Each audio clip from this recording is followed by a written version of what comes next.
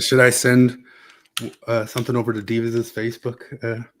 See if he'll come on. Hey, so what I did want to say, just real quick, was I know you and I don't agree on everything, but I do think people would be surprised that we probably agree. There's probably more things that we agree on than not. I just wanted to say that in divided times like this, it's just so important that we have open dialogue with each other. That's yeah. You know what I'm saying? Like and I think we should spend at least the first half of this podcast talking about how important it is that we're talking. How long should that half be? About an hour and a half of that? Yeah, we could do like an hour and a half of talking about how important talking is. Well, it is very important that people can talk. These conversations are the types of conversations that lead to conversations about people talking. I know. And being respectful about talking is a very important thing. In this era, I think people should be talking to each other more, not less. Wow, that's a really good point. If I could quote Cara Burrell, who I was just listening to, it is now time to start having more conversations with people and being open. Okay, Miss Rage Quit, spurred out of Mormon stories because some dude didn't like her struggle session. Yeah. Well, so these conversations are important. Is this the Dave Smith Fuentes thing? Yeah. Well, yeah, that's the most recent one I was thinking of. I still don't really quite understand with Dave Smith. I just watched a thing of him and Coleman Hughes talking about Israel. Mm-hmm. Is that your first debate you've watched with him? Like it wasn't even the whole thing. It was like somebody else doing like a highlight thing. But before you proceed, is it the first time you watched? Like it's the most I've ever seen of him. I've seen like a couple of clips of him, and that's going to be interesting because I think I want to hear you say, but Coleman. Part of the problem with Dave Smith is people haven't been picking up their end of the stick, and Coleman was the first person who did. And as I've been saying all along, like the other side, and people have just been not doing it. But the first one you watched there's been, I don't know, Jared can maybe confirm because he's watched a bunch of them. The Israel side's just been being circus clowns. They're dog shit usually. Coleman Hughes was the best. But then Coleman did great. Yeah, he was. Easily... Yeah, I was like, I don't understand how they're like. Who's he talking to that they're dog shit? Because like, I don't know. I know there's a lot of. There was the Douglas Murray was bad. Like, but the Josh Hammer guy who's getting Douglas Murray won the one part that went viral was bad. Exactly like that. Like, and I think people just took that away from that, which is like kind of silly because I know he had a lot more to say in that thing than that, and that all just got lost in the weeds of the dumb part of it. Yeah, but also but I understand Douglas Murray's frustration because like it really like people are so fucking ignorant about this stuff, and there's like not a lot of excuse for it. Like it's not. I don't know. I swear it was more 20 years ago. I think it was at least 20 years ago that I was listening to AM talk radio, and I don't remember who it was, but somebody said, "Do you know that anybody can read the Hamas charter?" And I was like, "Oh." So I went and read it. Which is like, and you've seen me do it 10 million times, like on NPR and stuff. When I just say when people are talking about this shit, I'm like, "What's your favorite part of the Hamas charter?" Like, because I love NPR comments, but because I know that nobody's even looked at it. It's like before you start talking about it, can you at least find out what Hamas is about? This is where people get tripped up with Dave. Is that Dave has read a ton on the back and forth between Israel and Palestine for a year and a half, and then he gets up against people who just kind of aren't ready for somebody who has read all those different things, and his standing point is one that Coleman was really good at attacking, which just is me no like you killy. You know, I know that they are bad, but you can't just be killy too bad. You know, but when you say he's read the Hamas charter, like you wouldn't get that from listening to him. From what I heard, like because just that whole thing where it's like, you know, well, why doesn't Israel just offer peace? Because Hamas doesn't want it. Like, how do you not know that part? You know, like that's where that's where people get caught up with Dave. I think Jared can get caught up with this, is that he has a ton of different back and forth references from claims from a lot of different people who've read a lot of different books about the poison pills that were put in the offerings and all that sort of stuff. And he can talk circles around people with that, so he can make it sound like they weren't ever really given a chance at peace. And it just dices people up. But Coleman did a good job of kind of just pulling it back into saying, hey, dude, like these, I mean, really just kind of how exactly was he framing it? I can't remember because I watched the whole thing, but he got back into the point that you're making of, dude, these guys, you guys will frequently go back to the Ron Paul line, and everybody really likes Ron Paul, but like, they're not killing you for your freedom. They're killing you for this stuff. And Hitchens would always answer back to him like, no, yes, they are. Go all the way back to the Barbary Coast and listen to all the different things they said in East Timor and all these different things. Yes, they are. Yeah. Like that's not just a neocon line. And that's the problem with Dave Smith. He's very, very knowledgeable on the subject. He can tell you all of the shady shit that Israel did, and they do some shady shit because they are a state government, and all state governments do. I don't know. Their government might be as corrupt as ours, maybe, but he can do that. When we defeated the Nazis, we did a lot of shady shit. When we defeated, when we beat the Axis powers in World War II, we did a lot of cheating. We did a lot of spying. We did in fact, there's one of the most famous, successful Allied intelligence operations was in the campaign against Italy, where in order to fake out the, I can't remember, it was Sicily and Sardinia, one or the other, and I can't remember which one's which, but the Allies had a plan to invade one, and then to throw the Italians off, they found a Navy a Navy sailor who had died of pneumonia, because somebody who dies of pneumonia looks kind of like somebody who was drowned, and they put the guy in civilian garb and tied a briefcase full of fake "we're invading Sicily" plans, and contrived to have his body wash up on a shore in, I think, Portugal or Spain, because they knew there were German spies there. And the German spies thought, oh my gosh, we found a crash, somebody's airplane crashed in the ocean, and it was a secret intelligence officer with plans of the invasion of Sardinia, and it worked. That's not shady. That's fucking awesome. Well, yeah, but also it's it's kind of fucked up to take somebody's corpse. Can you imagine that guy's widow? Oh, hey, if you're wondering why your husband doesn't have a grave, my wife would know. We used his body as a. If they asked my wife, hey, can we do that? She'd probably be like, he would think that's fucking awesome.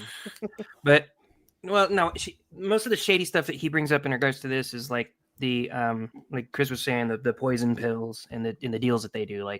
Netanyahu might say that, we tried offering them a 2-state solution. And then Dave will point to where that 2-state solution was bullshit or something. Some of it, isn't bullshit though, because some of the stuff he points to is and it said that Israel will occupy part of Gaza for 5 years.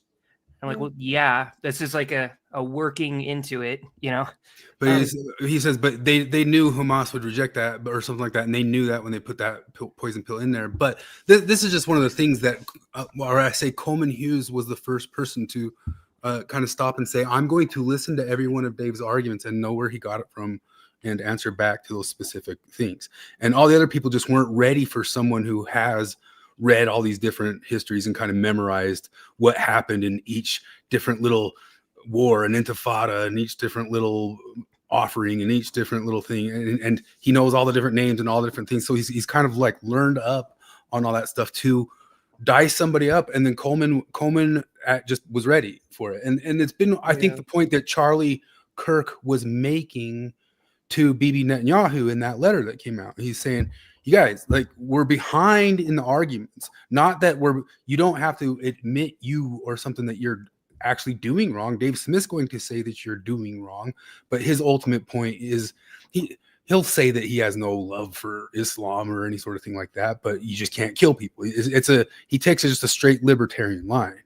And but that libertarian line gets a little weird in the world, as we know, as foreign intervention comes. But Coleman just knew each one of the just different little lines. Like they got into this whole thing about General Wesley Clark on like how much they knew about the 7-nation goal in 5 years or not, if that really was a thing, or if it was just one of many memos as they were war gaming 1,000 different things. And in the podcast itself, Dave was tripped up on it, and he had to do a follow-up later and go, well, this is how I think it actually is. I still stand by my side, but he had to like research his seat. And that's the first time that like you saw Dave got tripped up by the names and the persons and who said what, whereas he's usually the one doing it to the other people. Does that make sense? I mean, that's just the whole thing. Like, because Israel's done all kinds of sneaky stuff, but like literally, like their country was declared on. In fact, I know it's because my birthday, May 15th. Like the worst, the day that the Islamic world calls the catastrophe is my birthday.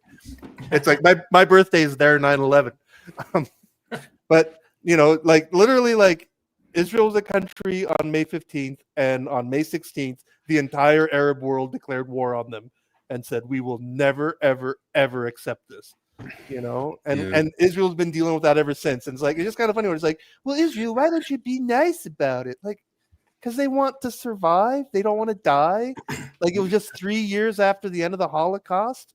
Like, did you really expect them to take a chance on them this time? Like that's one of those things. Like, well, it worked in those other 150 states or whatever.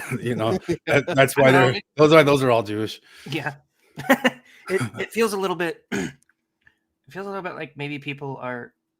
I don't know if it's just a naive thing where you're just thinking like if the United States or like if Kansas and Nebraska go to war because Nebraska is trying to genocide Kansas and they suddenly decide. They lose the war and they cede half of Kansas to Nebraska, and the Nebraskans or the Kansans there are like really pissed off. They really, I don't know. I'm going too into detail with this, but like in that circumstance, you've got a bunch of first worlders, probably mostly Christian people, doing a 2-state solution there would be a lot easier because Kansas wouldn't have in their charter that all Nebraskans are scum and need to die. Living and letting live is part of the game. Yeah, there'd be some bad blood for a while, but I think that a lot of people look at that and just assume that Palestinians are like Nebraskans. Like, they'll be chill. You don't have to. You get your troops out of there. Get your troops the hell out of there, and just live side by side with them. I mean, if I share YouTube, does it work? Yeah. I'm sure. And let me talk about. Is it on? Yeah, I heard it. Because this just got buried because this was 11 months ago at a Kamala Harris rally. I'm pretty sure this is the clip. About the hardest issue here in Michigan is the Middle East. It'll be too long. Let me find the.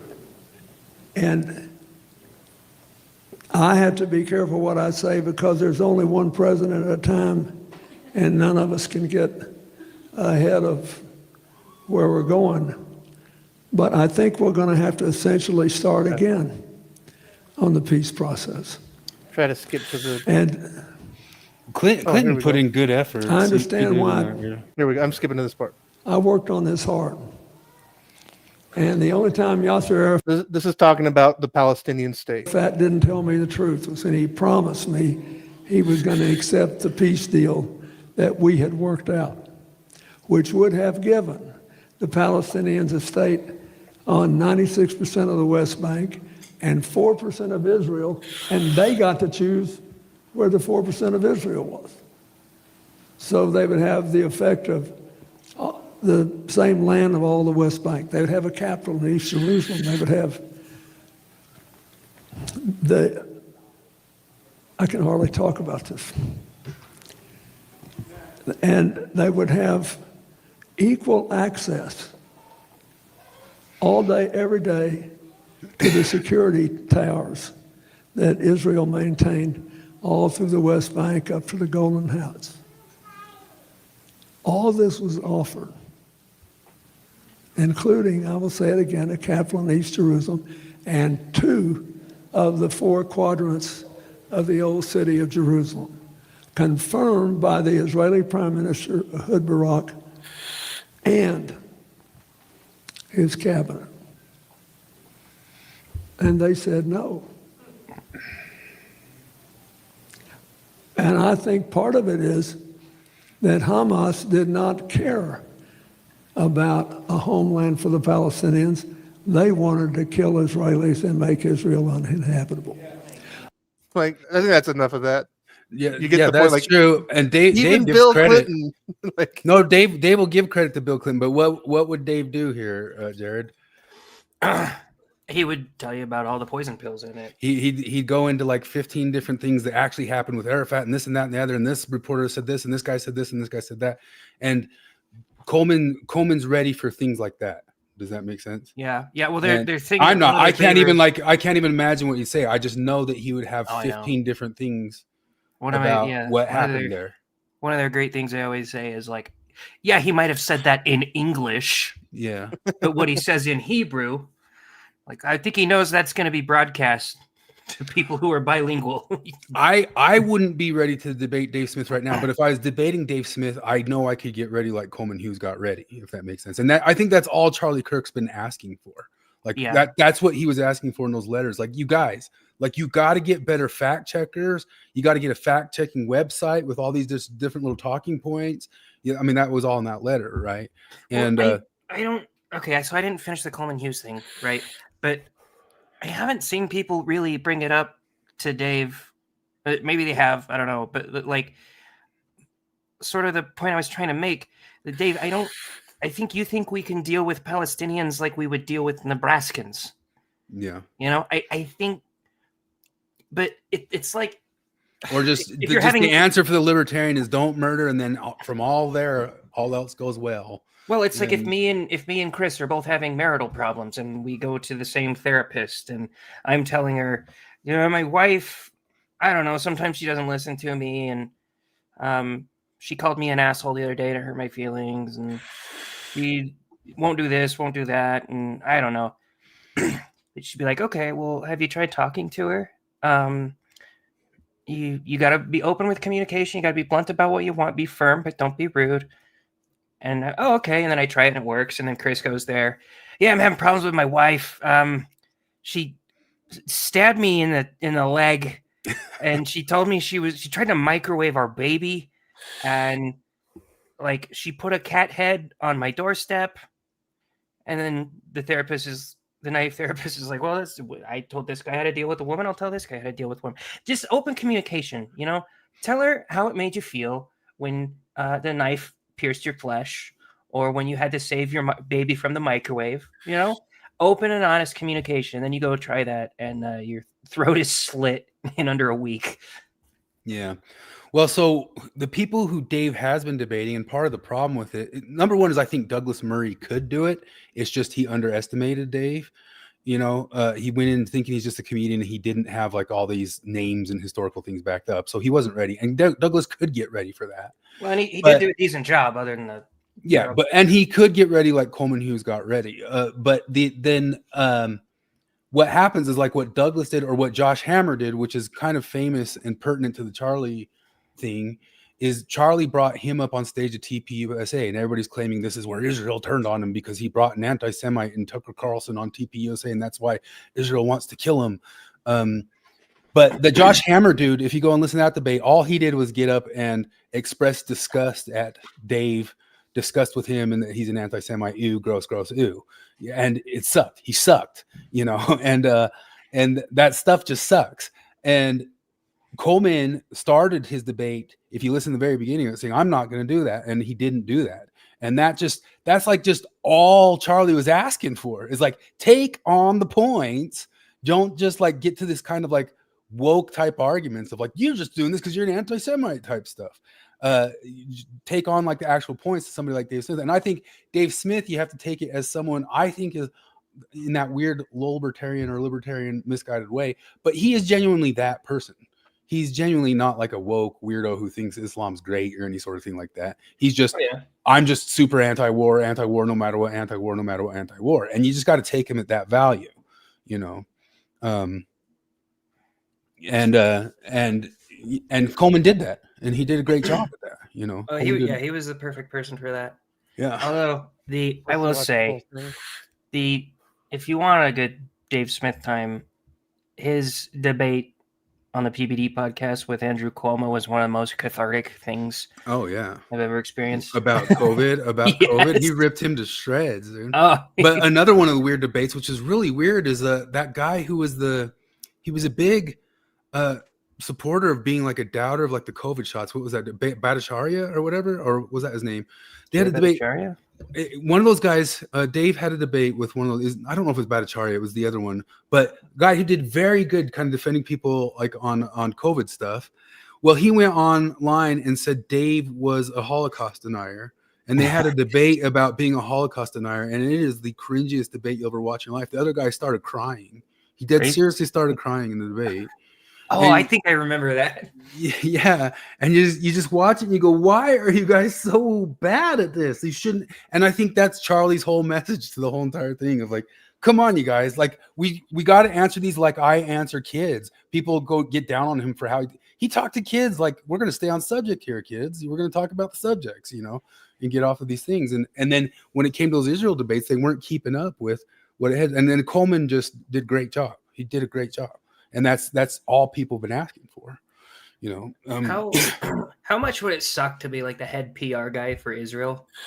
Like every time anything happens to anyone important, you're just like, but he's like, oh, sir, it looks like I don't know, Bill Clinton suffered a stroke. Fuck. If you show me the Candace Owens video. if you want to lose a lot of sympathy for Israel, watch that movie Waltz with Bashir that came out about 20 years ago. It was about the Sabra and Shatila massacres. Like, because I watched that and I was like, what the fuck? And then I spent like the next 6 hours learning all about the Sabra and Shatila massacres. Well, and for a little while there, I was like, fuck Israel. But I kind of stand on this, and I think a lot of people can. Robert Barnes, where he really lands on is like, it's kind of maybe not Netanyahu who's the biggest problem. Like, maybe get a different guy in there and like all those problems go away. Because there is this whole thing where he might have like a sense that he's got to keep outer wars going to keep his position safe inside of Israel, and that's been an issue for a while. Yeah. And maybe a lot more people could get on with like what they're doing if they just got that cornball out of the way. I know you guys know who? Go ahead. A lot of people single out Likud as the problem. That's true too, yeah. But I'm pretty sure that Hasbara talking points. The Likud was in charge in the 2005 pullout. So like that just kind of runs directly against that. Because I mean that was Likud saying, okay, Gaza's all yours. Please don't elect Hamas. Yeah.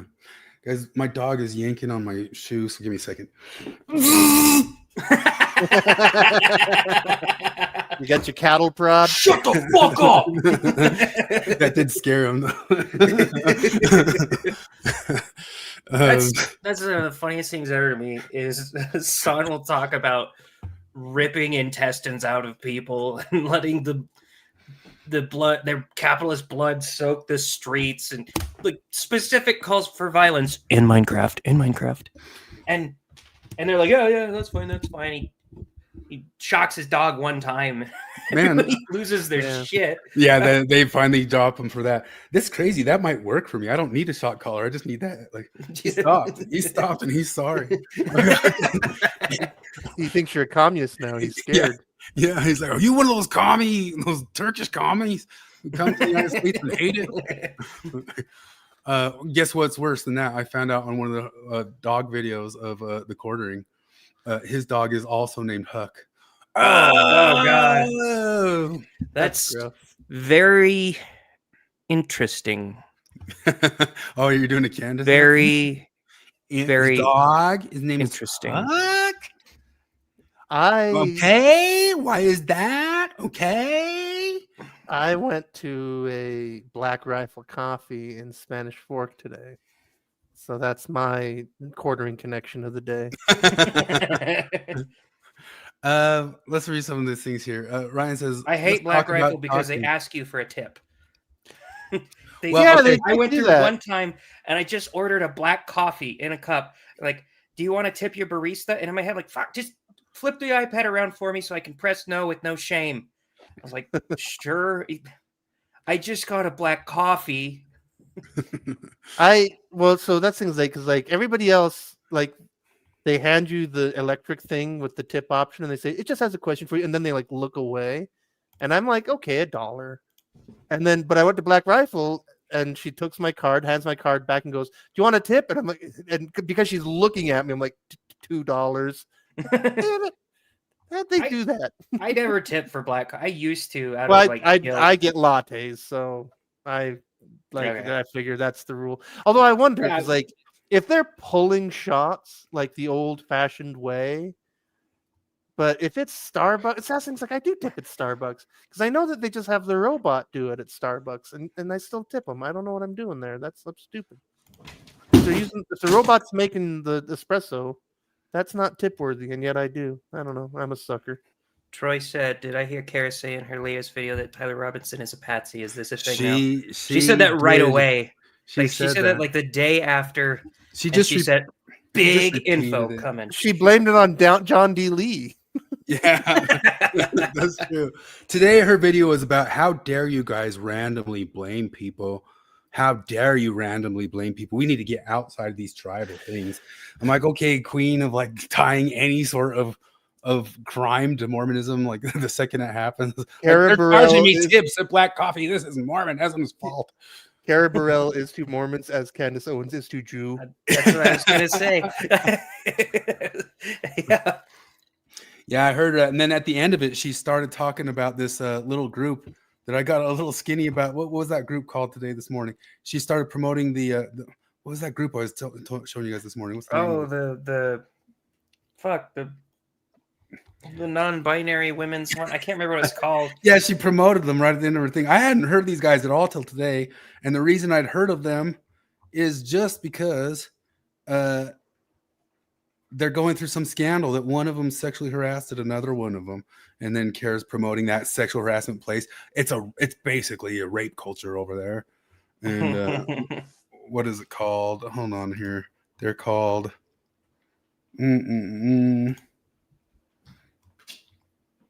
Lost and Found Club. Oh, yeah. Lost and Found Club. Here it is here.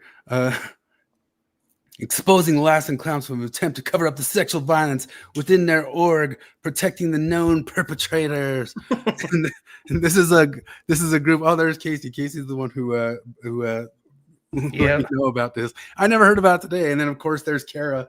As soon as I find out it's a sex cult of rapists, there's Kara promoting it to me on her thing. So what was it that happened? Wasn't it just like two non-binary chicks started making out and one grabbed the other one's boob? Yeah. Because I feel like that's, I don't know, if you're making out, like there's nothing. Oh, here comes worse than a rapist. Jared. Yeah, I know. I don't even have that screen anymore, man. I gotta. I did Marriage the Whole Mormon Way, right? So there was making out, but that was it. But like until marriage, and then I'm like, I feel like if you're, I don't know, there's nothing that'll turn a woman off faster than like. If you're making out, you break away. Like, do I have consent to fondle your breasts? And she'd be like, hey, faggot, Jesus Christ, just no. I'd really like to take you upstairs right now and crush your puss, if that's okay with you. But that feels like that's just common. Like if you're making out and it feels like it's gonna go somewhere, maybe you'll like slide your hand up and grab a bit. That feels pretty normal. Yeah. And if she's not into it, all she has to say is, no, let's just making out. And you'll be like, you'll feel embarrassed because you shot your shot and got rejected, but you'll be okay. Let's make out. And that's it. That's all this has to be. No. I had a situation once where I found out later because I've told this story before. The one where she wanted you to rape her. Like the girl came over. Yeah, she invites herself over, wants to hang out all evening, and then like she takes off her clothes and gets down to her underwear and gets in my bed. And and then I found out years later she wanted me to rape her because I was like trying to take it easy, and she's like, nah, like just push my hand away. I'm like, so eventually I'm like, all right, I guess we're just sleeping. Fine with me, like I didn't start the evening off with this in mind. Like this was your damn idea. So that Louis C.K. bit where that Yeah. exact thing happened to him, and no, he's like, like, literally that Louis C.K. "You bit, wanted that's what you it was. wanted me to rape you on the off chance that you were into that shit." Her friend told me years later, like, yeah, that's what she was after. That's her thing. I'm like, yeah, I'm so glad I didn't do that. Yeah, I'm glad I didn't rape her. I was telling this story to another friend. He was giving Like, incel, and I thought he would rape me. He's over flips over here years later, like, damn it, I had a free rape, but I didn't take it. I was telling another friend about it. It's like, yeah, she wanted me to go like pirate on her, but I don't want to be a pirate. So I have been in a situation telling too much tales, but the answer was a no, I didn't do it. But I was in a situation with a girl, and she started saying, "Okay, I want you to choke me," and I said, "Nope, we are done. Goodbye." That's how that goes. That's exactly what I would do.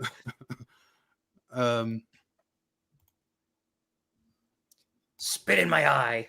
Then yeah. I remember seeing this.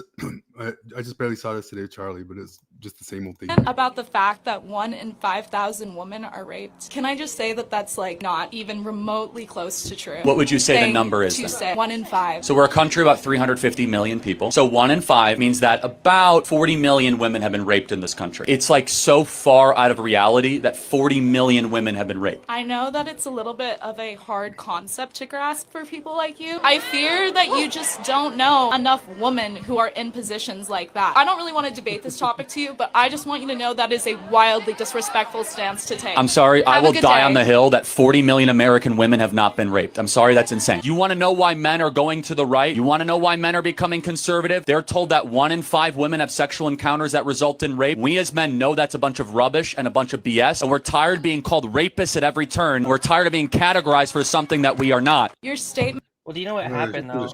It's because Charlie is such an unsafe presence to be around that no women in his life that were raped, I don't know how many, 1 in 5 out of the hundreds of women that he knew, none of the 100 of women that he knows that have been raped were comfortable telling him that. So it's really his fault that he doesn't know. Yeah, that's how that works. Yeah. This is really weird to me. Jane is making many accusations, but isn't making any legal actions. At what point does it turn into harassment? What is this questioning? They need Charlie Kirk. In what do we call it in Minecraft? You have to say Charlie Kirk in Minecraft now. I know Jane personally, based on many experiences, this is one of several similar claims they have made in the last few years. But don't you know the type of people she's around that happens? It's like she's one of the ones that happens to all the time. They's one of the ones that happens. Oh gosh. Like, how does it work if like somebody is biologically female but is identifying as non-binary? Does that become #believe they? Believe halfway, believe all they.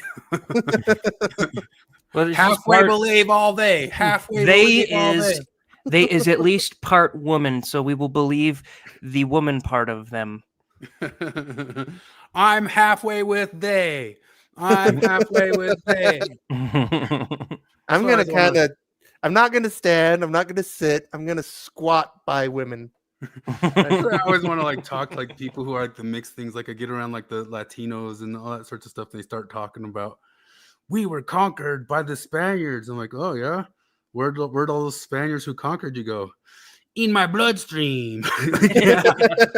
You're mostly that. You know, you're mostly conquistador. You guys go around like, oh, we need to speak Spanish, the language of the oppressed. Spanish? Spanish is the language of the oppressed here? Guess what the conquistadors spoke? Where's your Nahuatl? You know, it's like the fucking people who asked me if I felt guilty for going on a mission because I was basically colonizing indigenous people. I was like, first off, indigenous, no. This is Brazil. There's some people that they are more of a melting pot than we are. Also, colonizing. You think that the original religion of Brazilians was fucking Catholicism? I'm not calling it. I'm coming up to them and saying, hey, you're a Catholic? Yeah. You want to be a Mormon? Nah. Okay. That's colonization. you're erasing their history. Yeah, well, it's like you guys, I mean, it usually happens with black people too. That they actually have more of their slave owners in their blood that are in my history. You know, like if we actually are gonna like break down like whose ancestors did it. Well, you guys probably actually come from that situation, so you are that person is just as much your ancestor and not my ancestor. The famous LeVar Burton thing. You remember that? Yeah. It was on that PBS genealogy show, and found out that his like great grandpa was like a Confederate plantation guy. Yeah. And you could see it in his face that he was just absolutely devastated by that. It's like, why would you care? The even funnier one was it Maya Angelou? Oh yeah. Oh yeah. She's the one that found out that she had an ancestor on the Mayflower. on the Mayflower. OC, original colonists. He had a fucking mental breakdown close to it. Oh fuck. I don't get like. I mean, like if it was your dad or grandpa, like I could kind of see being like, oh, I'm a little ashamed of that. I don't want to talk about that. Like centuries ago, like seriously, it's like biblical stuff. Do you think that you share something of that sin or whatever? Like, come on. They're more original sin than the Catholics are, man. It looks like here that most of Mexico, Puerto Rico, Colombia, and Brazil are 60 to 70 to higher percentage European, and it's only really Peru and Bolivia that are higher percentage indigenous. It's like the word tortilla is just literally from Spain for a little cake. The most Mexican thing of all Mexican things is a Spanish word. Yeah, well, you got four months to learn Spanish so you can understand the Super Bowl halftime. Oh, joy. You guys made me listen to 45 seconds of a Taylor Swift. So now I know 45 seconds of Taylor Swift. I still currently know 0 seconds of Bad Bunny, and I hope to keep it that way. Yeah, I've never listened to Bad Bunny. I listened this last week. It was a little what song? It's just Latino music. It's not bad. Yeah. What Taylor Swift song did you listen to? I don't remember. You listened to Wood. You guys, yeah. I haven't listened to like you guys are saying that because she has a lyric that like his love opened my thighs. I'm like, there's no way. It's a whole song about Kelsey's dong. And it's like, and I thought like this, like no way, and then that's exactly the song. And I'm like, and I even asked like, where did I get the impression that Taylor Swift was classy? Like somehow I got this idea that like, well, no, she's more Leanne Rimes than Madonna, and then like no. She was originally. She just, I don't know. She's just singing about the like her first couple albums are just her singing about liking the popular boy and being unnoticed or some shit like that. And then she got the football star, and now she's. But yeah, then it goes on, and you get Shake It Off is annoying as hell. Just start talking about. No, I'm not going to listen to any more Taylor Swift. Oh, you've listened. I know you've listened to a little bit of Taylor Swift because I'm pretty sure Lifetime Fill. I'm pretty sure Chris showed us part of the "If I Was a Man" music video. Wait, that's no. Yeah, no, it's. If I Was a Man. Haters gonna hate. Well, that's Shake It Off, but yeah, but that's like if you've gone to a soccer game, you've heard that. Yeah, you've heard it in passing. I think I'm really good at washing that shit out of my brain. No, this one was If I Was a Man. It's all about how people are saying that she dates too many people and breaks. Yeah, people give her too much shit for that, but that just sort of comes with the territory. And she's singing all about how if she were a man in this industry, well, she would have climbed to the top. And I'm like, you did. You are like one of the most famous people of all fucking time. You are the first billionaire singer, if I'm not mistaken. No, Beyonce and Jay-Z were billionaires first, I think. Oh, really? Beyonce's a billionaire? Didn't the Beatles get there too? I know Jay-Z I think Mariah Carey got there first, didn't she? But she is like, I don't know any of it. She's one of the few, but No, and then she sings about how like we would be nicer to her if she were a male pop star instead. And I was like, I'm sorry. You've met Justin Bieber. I know you've met him before. You know how shitty everyone treated him when he was like fucking 15. I watched somebody throw a fucking bottle at his head on stage when like before he was through puberty. And Before we get that, well, I guess there's not even that much to talk about Taylor, but I guess the whole, all the young cat women and the Zelfs on the shelves are hating on her now because she's now promoting making babies making the whole street look like her husband. That's white supremacy. She says she's gonna have so many babies that the whole street's gonna be looking like you. And they said that's white supremacy. That's eugenics. Shooting. And I'll talk about it more in a second. But as far as the Tyler Robinson piece goes, the facts that I can't prove yet are that Tyler was a patsy. But if I don't know, but I know. To make an entire other video about the facts that you can't prove yet. The facts that. Oh, Chris unplugged his mic. uh-oh. Yeah, the facts that you can't prove yet. That's pretty. This is Candace Owens' whole shtick. And in fact, I think Kara probably has less proof for her bullshit than Candace has for hers. And Candace is retarded. I don't know. Maybe Tyler Robinson appeared to Kara in a dream and told her Oh, that that's right.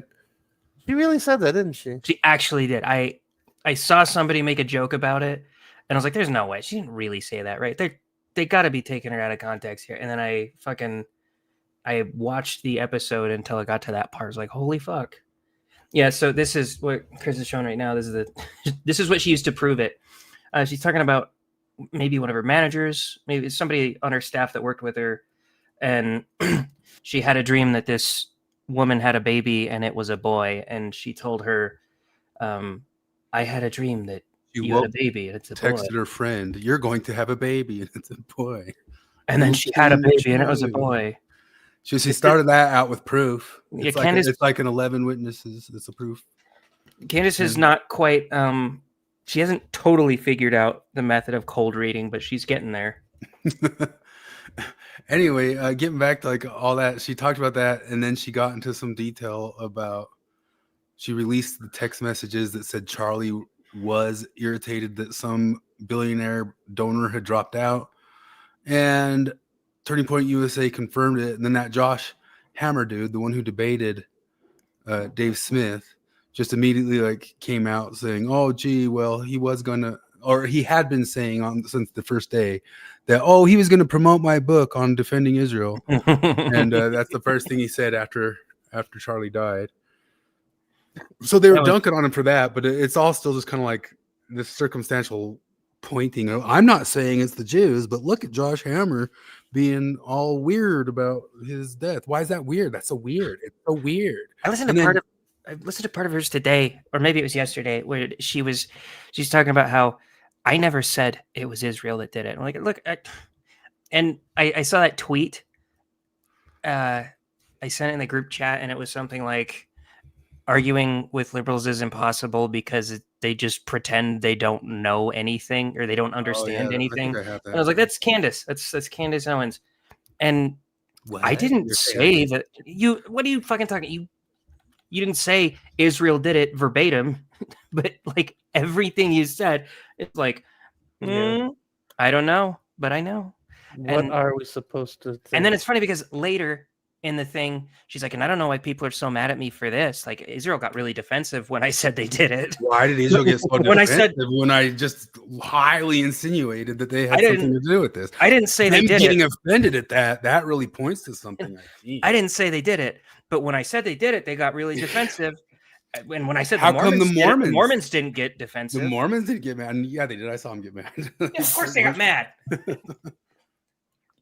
The Mormons, they have this beehive, and that beehive is a communist symbol from communist Poland. And so the Mormons are this weird communist cult. And I don't know. I'm just asking questions. And then they interviewed a guy today, and that guy was just barely hired, and he was working there as a temporary staff. He was working today on the first day, temporary staff. Okay. And so the news talked to him. the news found him. Okay. like whole episodes of this.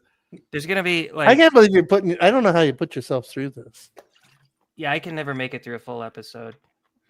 Yeah, well, they're only like 45 minutes long and they're so tangential. But the other thing is like so Jason Chaffetz was interviewed and she says, Chavitz, this is Jason Chavitz. And he was there and he thought he heard the bullet sounded closer. And his parents, I looked into his parents and he has FBI background and he's in the back. Like any sort of person whose name pops up anywhere, she looks into what their job is and like what their history was and what school they went to. And like he has German parents. And what did the Germans do? Have you heard of Kinderschool? Kinderschool is where they first started pushing communists into the schools. He had German parents. This guy was Polish. Have you heard of the Mormon Polish beehive connection? And he's like, Yeah, I bet Brigham Young took inspiration from Polish communists when he decided to make the beehive the symbol. But her whole just like saying what people do in a questioning tone. He works for TPUSA. It was his first day. A lot of people, their first day, it was his first thing of like the season. It had been like 4 or 5 months since he'd done it, and it was the first thing. And every single time she goes, this person was just barely hired. He was a new hire. Okay. This is the most innocuous shit, but does it in the tone of voice. Yeah, it drives me nuts. They had a Doesn't camera? Chris listen to all these videos while working out? You can bench press a truck by listening to stupid. Getting fired from Daily Wire didn't hurt her at all, right? I guess it sounds like No, She's not probably didn't way more hurt her. successful now. She's had the world's largest streams lately, like 8 million listening. whoa. Those are the world's largest YouTube streams. Holy shit! Really? Yeah, records. Yep. That's scary. Yeah, my mother-in-law actually sent me a video Half of them might be just going like, "What is this shit show?" You know. I know. No, my mother-in-law sent me a Candace short today where she's talking. I think we went over it last week where she's talking about how she's sending. She's like, I am mentally stable, and I'm sending basically life insurance, these packets to people that I trust in case these something nukes. happens. Truth nukes. She Yeah. said, yeah. That stuff's so wild, dude. But the Theo Vaughn did the same thing. I'm afraid, guys. I'm afraid that Israel's going to come after me. I'm not suicidal. They're all kind of getting up in their heads about that sort of stuff. But what was the rest of the stuff she was saying today? Oh, I can't even remember it all. She was saying, so we know, as you know, and we know, as we've all known, our suspicions have been confirmed all along that it could not, the shot was from not the back, so it had to be coming from the crowd, the front left crowd, some sort of pistol. So send us all your videos, everybody who's got pictures of the crowd. Not like everybody has been pouring over that crowd every single day for the whole entire time, and it must come from the front left crowd, and whoever took the shot must have shot with a pistol, and that pistol must have been timed with some sort of large bullet sound, and that large bullet sound was timed. And just lucky enough, a patsy dude was back there waiting to be on the roof with a gun and that sorts of stuff. Luckily, they duped some patsy into doing that. Well, unfortunately, nobody. And in then the crowd also noticed. that bullet from the front left crowd had to have gone in the back side of Charlie and come out the front side. I don't know how the bullet did that. But she was saying it timed the sound with the. She was saying the back before. Now she's saying it definitely came through the front. And they found bullet. And then I don't know. She said, I've talked to all these medical examiners and they tell me that when somebody dies of a gunshot wound and the caliber of the bullet is known, it is listed on the death certificate, but that's not the case in Charlie's case. There's no caliber. I'm just saying. And I'm like, okay, now I got to do homework, you stupid bitch. Because like everything you say is just a lie. Like, I have no idea if it's true. I watched that Ossoff guy's video and I saw the PBD guys all freaking out about this and her saying, why wasn't the whole area quarantined off? And that Ossoff dude, OSOFFF, we showed him like last week. He went over and it's like, yes, they did too quarantine. They have all this drone footage of them cutting people off, quarantining people off and shutting off the whole area for days afterwards. And there's drone footage of it endlessly and people going around taking pictures and shots of the whole entire thing. And they did it immediately and right after. You can see the footage while people are still running away of them. There's all this stuff like, why didn't they do this? And why is the FBI obstructing my investigation? Why is the FBI instructing, like, why don't we just because this? like, how come Kash Patel didn't release this information to me personally? Why are they hiding You're this from so my fucking investigation? important. Okay. Why are they hiding this from us? I need to Okay. ask that. Kash Patel, how come you haven't told Candace everything? And the other thing is like, okay, so it must have been timed with a loud bang, but then we interviewed this guy, and this guy said right after the interview, I looked off to my left. I'm like, wait, Candace, like that contradicts yourself, because if he was looking to the left, he would have like heard the bang that was close and not the bang that you say it wasn't. But then you're saying that it was timed with the bang that was back there. Like, what are you talking about? Like, I it doesn't make any sense. And How are you gonna time it like that? Like, how are you gonna time it so fucking perfectly? I saw a guy from another thing saying that they have doom digital ways that you can time it with stuff like that to create a decoy, supposedly. But then that person, whoever was doing it without being seen, had to aim without like using a scope or anything. They just had to be really good at inconspicuously aiming and catching in the neck without being seen by a crowd. Penn and Teller. They're famous for doing that trick with the magic bullet. They're the only ones in the world that can do that. The only thing I would ever like accept that could be a plausibility like out of all this is that maybe there was some second shooter back in that other direction with a smaller type gun or something, and it's just not something we've seen visually. And he was in cahoots with Tyler. There were just two guys up there to be. One is a decoy from the other or something like that. And they somehow shot at the exact same time. No, that was the one who actually shot, but they back in the same area ish, and just not really visible to us very well. Or something. Well, didn't Tyler have one spent shell casing? Yeah, but that they could have pre-thought that or something like that, and Why? known that like because it's a 30-06 and they'll know that it's not a 30-06, and so it'll lead them off a bad thing or something like that. But the other thing is too is I looked up this whole report. You can look it up. There's other reports of people having died in the world and the 30-06 not leaving their body. There's there's this whole other I think I linked it into you guys. Like, there's other one. There was a baby that a 30-06 didn't leave the body. Jesus. And then I saw some things where this 30-06, the video said the bullet goes straight, the bullet goes straight. You can watch on some of those demonstration videos where they shoot through clear goo, that any sort of thing in that goo will make it shoot off a different direction. It ricochets around your body. Well, because I mean, okay, I ain't no expert on this stuff, but I know that like 30-06 is a caliber. Yeah. But within any caliber, there are different types of bullets. Like hollow like point. hollow point, full metal jacket, like different materials. They've got different shapes that have all kinds of different ballistic properties. I'm not an expert, but I know the word. Nobody's ever factoring in the supposed angle that's coming at. Yeah. It's coming down, so it's like it's going directly like that way into the body. Well, so they talk about how they mentioned that his spine was strong or whatever, and that's the thing she really hits on. Like his bones were so strong that they stopped a bullet that a moose neck couldn't stop. Okay, but you're right that the angle it comes down like this. It's not obviously. It probably if a 30-06 hit you directly straight on in the spine, it would probably blow your brains out really. Well, we also know that the bullet split into parts. It split into 3 different parts from one report, and then on top of that, it had gotten through like all the way to the skin on the backside. But a 30-06 bullet can also be like an absolutely huge explosion. But I've watched so many different clips on it. Like sometimes it looks like it explodes stuff right up. Sometimes it looks like it just kind of goes into a spot and something like that. But the other deal is like the guy's using a World War I rifle. Like it's a way old rifle.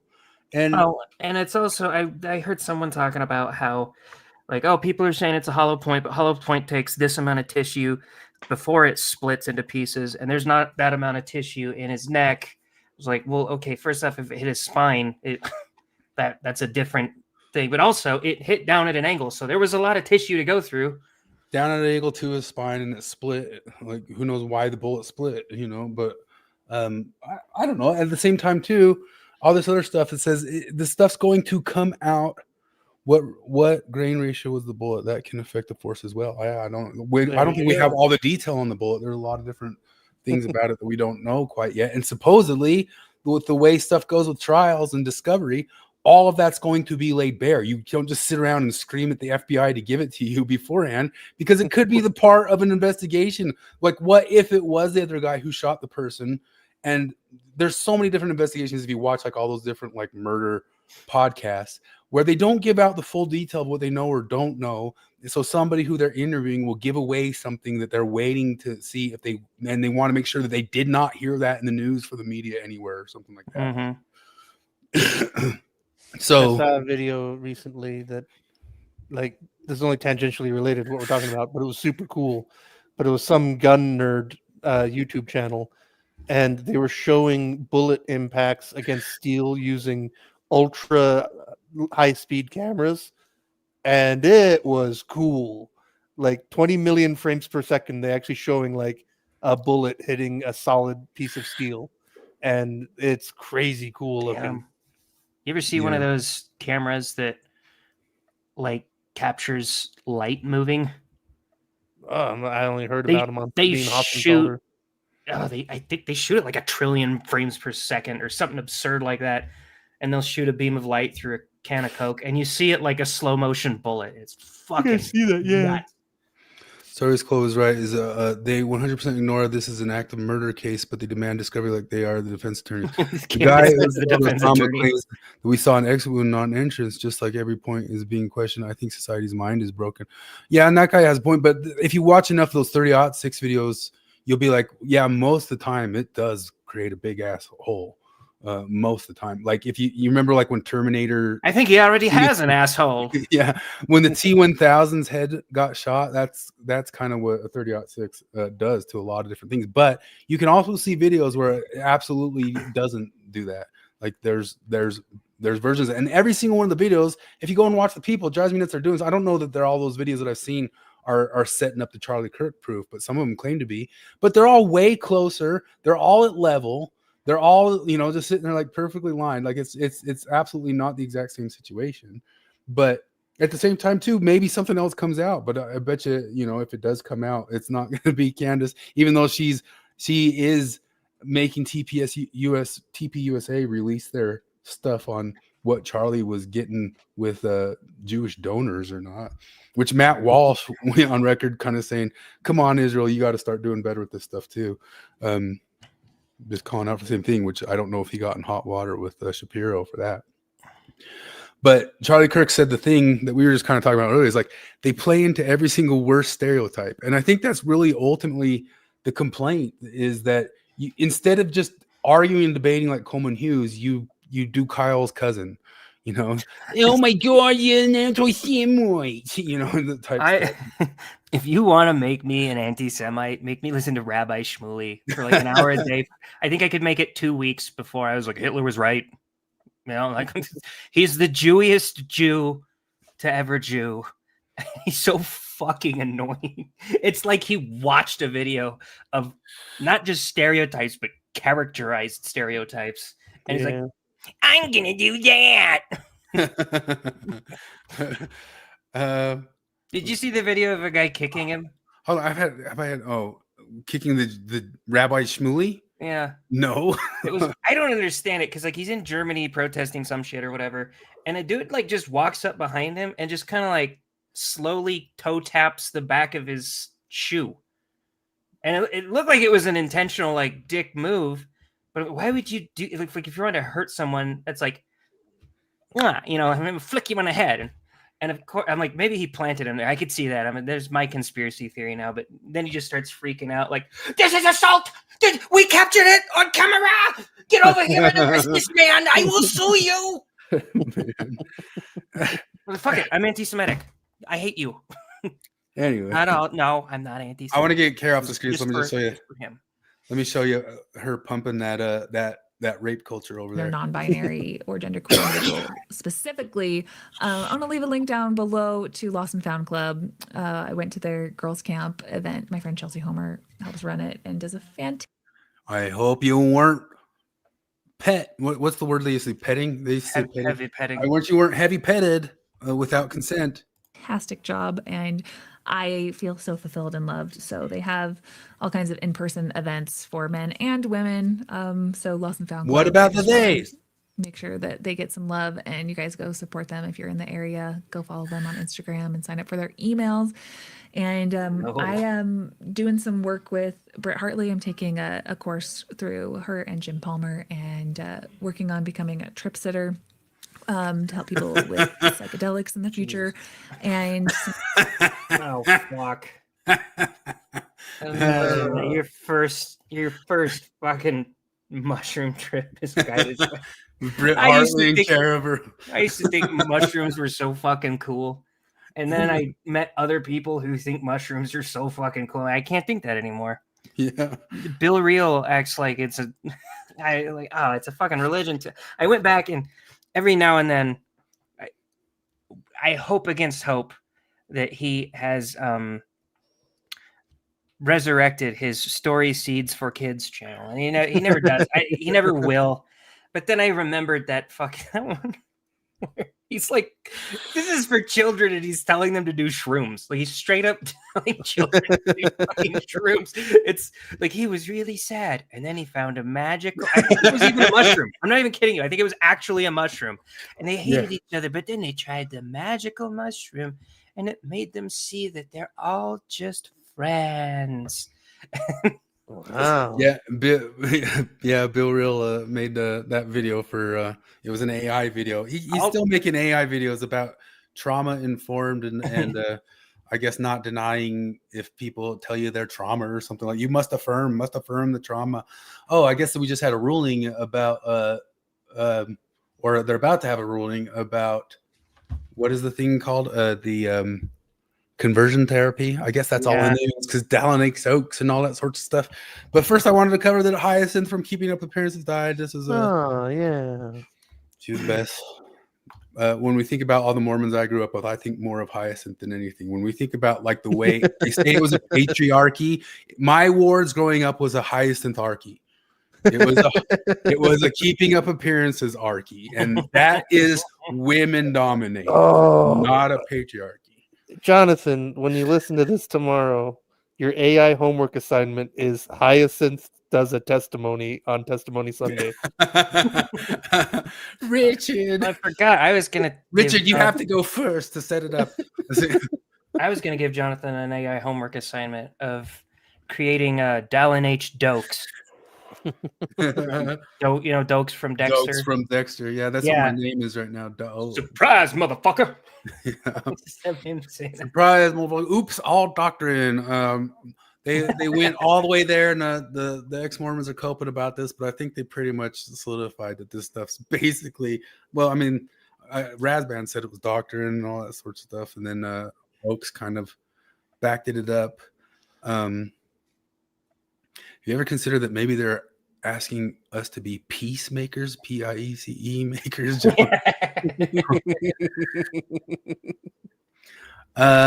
Cardin last week. Oh boy! Speaking of the Jews, and he's oh my god, he's a Mormon Shmuley. Yeah, they're a little bit off in the weeds of like. They hate us, and they are all going to turn on us and hate us and kill us. We're the new Jews. There's gonna, as soon as the dissident right gets into power, we're gonna become all the Holocaust. I think there's something to that. Like James Lindsay's been catching hell from the dissident right for a while, and he's been trying to make a point, and they try to say that you fall into the same trap when he starts talking about the friend-enemy distinction from Schmidt, because the right likes to talk about the friend-enemy distinction, just a description of what happens in politics. So you got your friends and you got your enemies. And James Lindsay's kind of been trying to make the point that when you take it from that far right or far left angle, that it really is like friend-enemy, just in the sense of the second that we took care of this enemy, you now become an enemy. That's the point that James has been trying to make about it, whereas the liberalism will be like, we can stay friends after we've defeated those one other enemies type stuff. But they just try to say, well, James, you just fall into making friend enemy distinction because you're saying we're just enemies and we're friends. But I think there's a little bit more of a nuanced thing there. Is like how far do you go with the enemy? How often do you make it a new enemy as soon as you've conquered the most recent enemy? Do you now unfriend the most? But Cardin's up in his head that like if the right totally wins, the next on the chopping block will be the Mormons. They came for the lesbians and I didn't speak up, and they came for the trans and I didn't speak up. Then they came for the Ward Radio, and no one was left to speak up for me because the trans and the gays would have spoke up for you totally. Reese says Mormons are woke. Of course, the right doesn't like them. Yeah. I think everybody, like the whole entire like group tribal politics stuff, is all gets to be like a little bit of grievance stuff, which has been some of the arguments the dissident right have been making to James too, as well, is that is all politics ultimately like a form of identity politics, the thing Dan McClellan always used to say.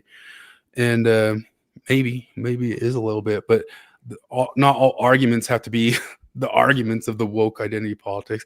I was watching this week, I watched the new Superman. And I watched some of the reviews from the other channels, and they say, well, it sucked, but it's not woke. And the stuff keeps coming around because, like, I saw Ward Radio say that about the new Little Mermaid and all that stuff. I'm like, do you guys know what woke is? Like, you guys, nobody ever really knew what woke is, did you? Like, woke is critical consciousness, and that is absolutely in the Superman. You know, it's there. It's 100%. Like they wove in all the sorts of stuff about current day politics, about immigration. It's just there, you know. That's wokeness.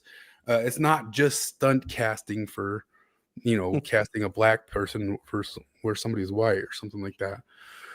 The love story out of everything. Good thing Word Radio already has bulletproof vests. Says right where, yeah. I've told people before, I was there on that day, and they were making a gag. They were kind of making a gag, but at the same time, Cardin had a voice message from a nut, and he showed me the voice message from a nut, and it was a voice message from a nut saying, "If you guys show up in my town, I'm going to get you," like that sort of stuff. And I was like, "Holy crap!" Sure it wasn't Kwaku. Well, Kwaku had been driven crazy by divas. Oh man, I got to bail soon. Are you going to cover that? Well, if you want to do it just right now, I mean, I was going to get to the no, do your thing. I don't even know what it was, because I mean, I was just talking about. I'm still confused about what that meant, but anyway, keep going. I guess coming. Oh, it's right there. Divas. We invited divas on the program. Divas, if you're out there listening, you're still invited. You are invited. Come here. Angels voices, devil trombone. Because I just think that it's really good for us to have dialogues like these, divas. Yeah, we should be able to talk divas. Yeah, we need to talk. Well, so first we wanted to have him on because he put out like a short about Jordan Peterson, and it was hack. There's some level of like, I'm getting tired of like the old Jordan Peterson discussions with people who I don't think they're too dumb to get Peterson. They just don't. They think that they can like listen to a couple clips from around the internet and they can sum them up the same way some other idiot summed them up. And it sucks. He's like, oh, he thinks that women shouldn't be working. You know, like, shut up, dude. You did like, why make it short? Like, I don't go make shorts on stuff that I don't know what the freak I'm talking about.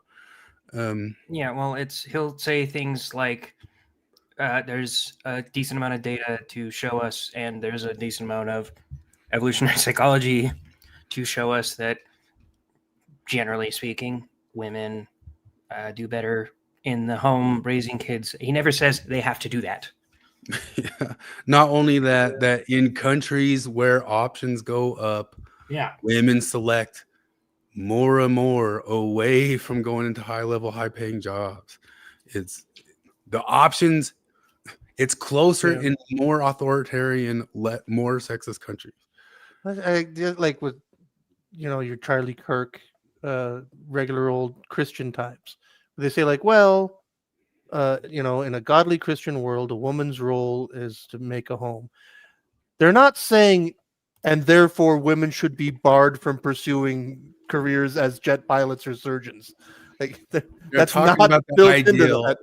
Yeah, they're talking about an ideal, but like not one of them is saying that women should not be able to pursue whatever they think they should. I mean, I'm always telling people to have kids. Like, having kids is a good thing. And you can't like turn around and be like, you want to force me to have kids? No, I'm not going to force you to have kids, dumbass. I'm just saying you would probably be, you know, better off if you did. Yeah. Well, I mean, I was there. I mean, Jacob said it. You and I were there with Jacob on that channel where he said, I like that you guys talk for the ideal, even if like you don't currently, have it. And I'm like, yeah, I was there on the channel where supposedly we were dunking on Lynn's daughter, which we were talking about her pushing the sapiosexual identity or something like that. But I was there saying like, yeah, people should shoot for that ideal family throughout house picket kids. And I don't have that. And every like the people who notice it on Twitter are like, Chris Harrison, you should do what he isn't doing. I'm like, gosh, you guys you're dumb. I tell people, like in regards to alcohol, anytime an ex-Mormon leaves, like a Mormon leaves the church, and they'll like friends or whatever, they'll ask me like, well, now I can drink. What do you think about drinking? I was like, well, I think if you're going to start drinking, I think you need to set some very strict rules around it. I tell them what my rules are. That sometimes I break, but whatever. And then I said, and the deal is, I think the best amount to drink, the best frequency to drink alcohol is rarely. And the second best is never. So if you can't do rarely, then just do never. But you drink once a week. And I'm like, yeah. I shouldn't. I should probably, or at least if I do, like, don't get as drunk as you. You haven't listened to sports science, super science scientist Mike Israetel. Super science, sports science guy Mike Israetel says 1 or 2 drinks of alcohol a night is good for cardiovascular health. Oh, he does? Yes. And he has a 160 IQ. Did you know that? Well, at least 160 because the test only goes up to 160 and he always gets all the questions right. He's literally off the chart. So he doesn't even know. There's not a person who can design the... Shut up. We are... What test only goes up to 160? All right, if stuff's going to try to get verified with him, he's going to be suing you. Anyway, we're talking about this in a second. Anyway, let me show this. What the hell was this by Divas? We just saw this out of nowhere. We asked him on Divas, you're welcome to come on, but also come explain this to us. He makes this video. It probably has that music. I probably get dinged for playing the Adele. It's just the dumb Adele song, right? And with Kwaku somehow. Well, no, because you can do that on shorts and stuff like that. Somehow you get away with stuff on shorts. And especially on TikTok. But anyway, it shows Kwaku and it says in a heartfelt video, I adjust an incident where I called the cops on Kwaku L. I'm committed. Yeah. I don't know if Divas knows what heartfelt means. Joke? Is he trying to take the piss on this or something? I think it's supposed to be a joke, but like with Divas, you cannot tell. Jokes are in the middle. It's like showing all this like nice stuff, but then of course it ends with like a straight jacket of Tupac. Like Divas, like I want him on for just to explain all his jokes. Like maybe there's like some high level joke thing. Like he's got Mike Israetel level IQ. He does have like a PhD he talked about, and Mike Israetel has a PhD. And as we know now, PhDs just mean that you're just the top of academics. Maybe he's got some sort of understanding of jokes that the rest of us just aren't getting. Because I heard somebody say this week that smart people seem crazy to midwits, and maybe we're just midwits, maybe we're just midwits, and that's why you seem crazy to us. What could you read that? Kwaku, I want to sincerely and formally apologize for calling the police on you and for my role in having you committed into a psychiatric facility. I'm not doing the voice anymore. Looking back, I realize how serious and painful that experience must have been for you. My intention at the time was not to harm you, but I understand now that my actions had a major impact on your life and your well-being. Regardless of my intentions, I regret how things unfolded and the distress it caused you. I take full responsibility for the choices I made in that moment. I'm deeply sorry for the hurt and disruption they caused. If you're open to it, I'd like to talk about what happened, hear your perspective, and see if there's any way to rebuild trust moving forward. I am truly sorry. Sincerely, Divas. What the shit? And it's like, so I asked around because I sort of remember that story, and I don't think it had anything. I think the actual story was like he was in the hospital just for something else, and then in the hospital mentioned that he felt suicidal-ish, and so, but then he backed off of it, but they wouldn't let him back off of it, so they committed him, and then in committing him, they just kept re-upping, saying that you're not good enough, you're not, you don't have some sort of thing like that. I don't think it'd fit in that he actually could have, but I still just asked around and asked if anybody knew, never heard anything back. I think the rest of them just like, what the hell? I think he thinks it's a joke.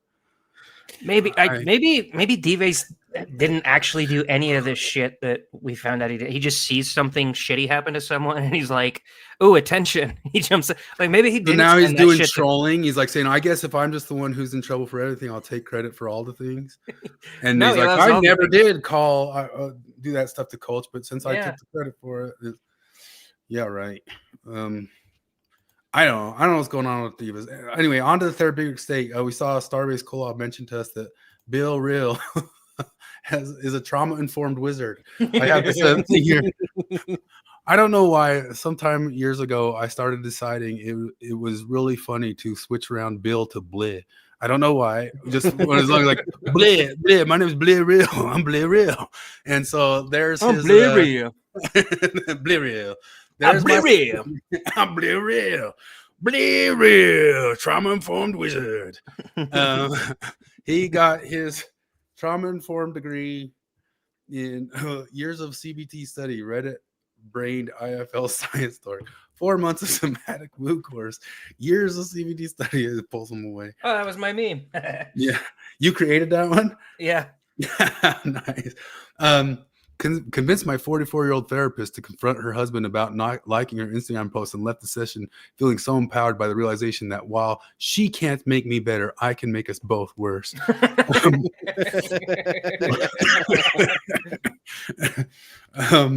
Here it is. He made a big announcement that he's a trauma-informed therapist and has announced it a couple different times on his show.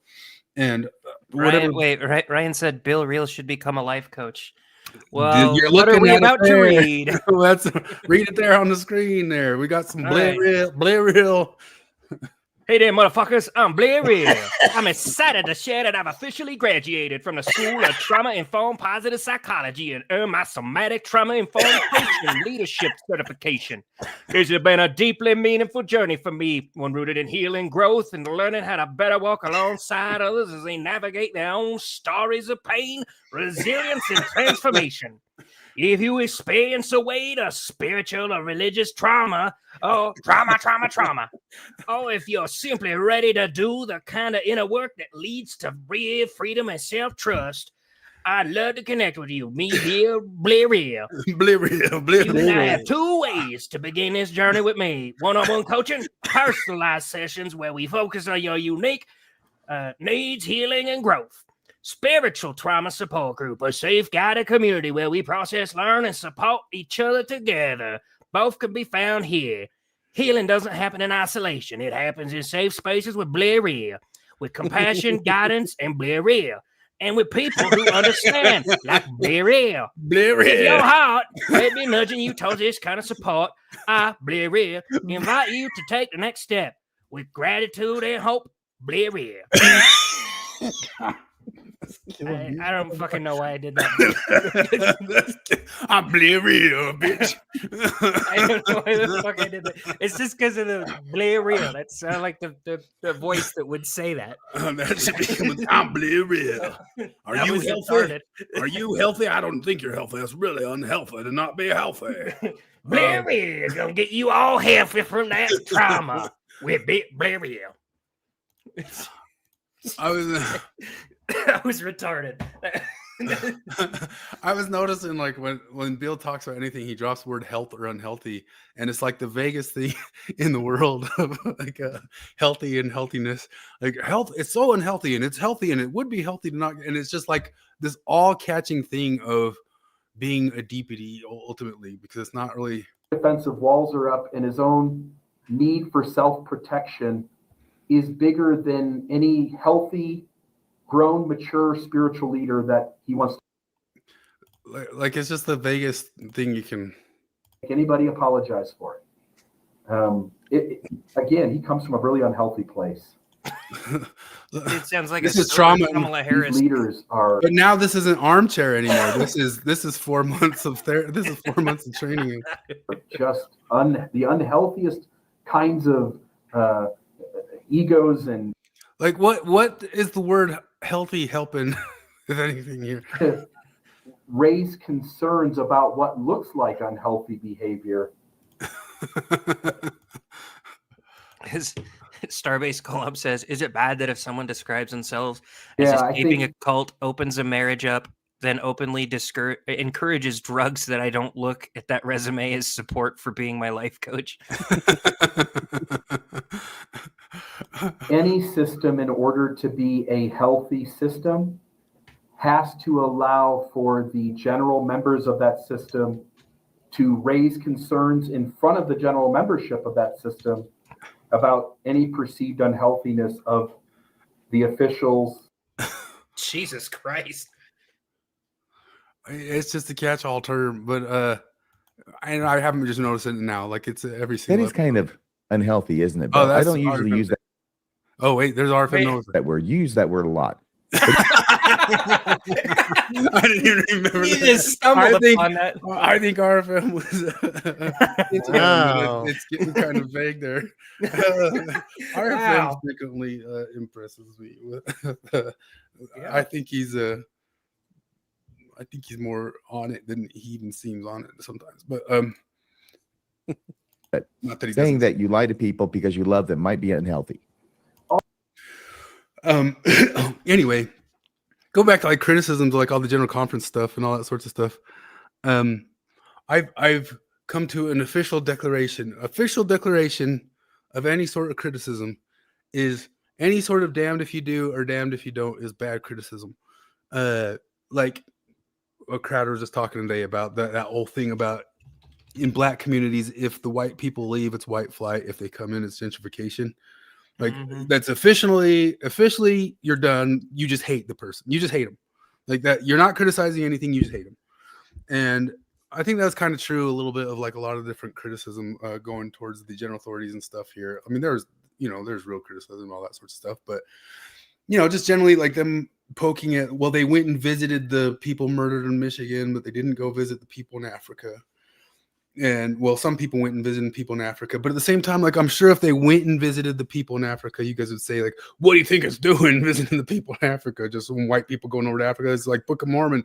Book of Mormon, just like Salt Lake City showed up to help Africa. You do the same thing that they did to Mr. Beast when he gave running water to an African village, and then 2 years later they were all busted up because they didn't fix them at all, and then everybody's mad at Mr. Beast.